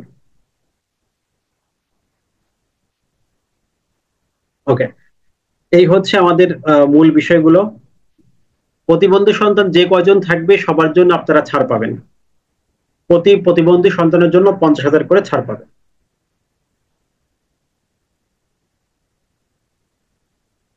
36 ঘন্টার ক্লাস শুধুমাত্র 9টা না, ওখানে আমাদের প্র্যাকটিস সেশন আছে আর লেকচার আছে। লেকচার হচ্ছে 9টা থেকে রাত 11টা, আর বাকি 2 ঘন্টা প্র্যাকটিস সেশন। এরকম ভাবে প্রতিদিন 4 ঘন্টা আমরা করতেছি।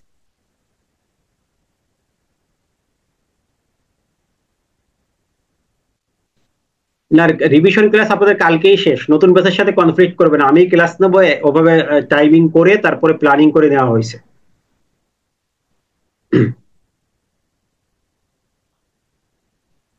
ওকে, তাহলে আমাদের আশা করা যায় মোটামুটি সবার প্রশ্নে অ্যান্সার দিতে পেরেছি। তারপরে যদি কারো ইমার্জেন্সি কোনো বিষয় থাকে, আপনাদেরকে নাম্বারটা দিয়ে দিলাম, ওখানে যোগাযোগ করবেন। আর যদি আপনি কনফিডেন্স না পান, আবারও বলছি, যদি আপনি কনফিডেন্স না পান, সেক্ষেত্রে আমাদের ওই কোর্সে অ্যাডমিশন নিয়ে নিন। আমরা কিন্তু পুরাতনদের গুরুত্ব দিচ্ছি, নতুনদেরকে আমরা আসলে ওখানে 100 নিব তো প্রায় ম্যাক্সিমাম হয়ে আসছে। ওইটা আমরা আসলে তেমন যাচ্ছি না। তাই এটা আপনারা কি দেখেন। আর আগামীকাল কিন্তু একই সময় 8টার সময় আপনাদের ক্লাস হবে, এবং কালকে হচ্ছে লাস্ট রিভিশন ক্লাস। সো আপনারা একদম জাস্ট টাইমে শুরু হবে, যাতে করে আপনারা চলে আসতে পারেন টাইমলি। আমরা প্রায় 2 ঘন্টার কাছাকাছি, 10টার মধ্যে আমরা শেষ করে দেব। ঠিক আছে। আর আগামীকাল যেহেতু দুইটা টপিক, এক এক সন্তানের জন্য আমার হচ্ছে 50,000 টাকা থাকবে পর অব্যাহত। 2 জন হলে 1 লাখ, 3 জন হলে ওই অনুযায়ী আর কি।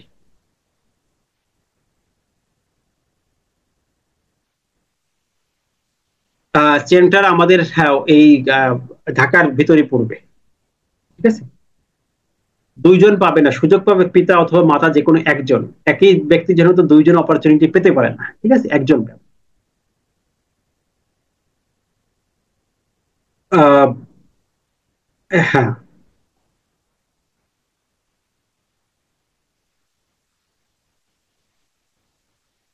তবে আপনাদেরকে আমি যেটা করব, যদিও আপনি টোটাল টপিকটা আমি পড়াচ্ছি না, কিন্তু আমি টোটাল শিটটা আপনাদেরকে ইনশাল্লাহ দিয়ে দিব। যেহেতু আপনারা আমাদের এখানে যে কোনো ব্যাচে অ্যাডমিশন নিয়েছেন, আপনার প্রতি আমাদের দায়িত্ববোধ থেকে আমরা একটু করব।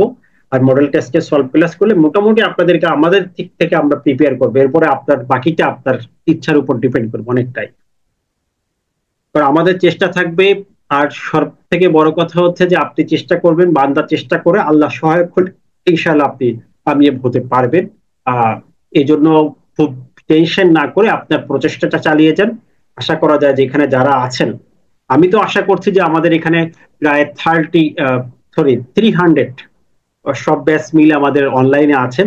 আশা করা যায় 300ই 100% আমরা যাতে পাশ করতে পারি, সেই দোয়া থাকবে, এবং আপনাদের যেন সেই প্রচেষ্টা থাকে। ঠিক আছে। হ্যাঁ, অনেকেই আমাদের এখানে যারা থাকবেন, আমাদের কিন্তু ওই নতুন ব্যাচে আগামীকালই লাস্ট ডেট অ্যাডমিশন হবে, এরপরে কিন্তু আর অ্যাডমিশন হবে না। তা আগামীকালকের ভিতর অবশ্যই আপনারা ওইটা কনফার্মেশন অ্যাডমিশনটা নিয়ে নেবেন।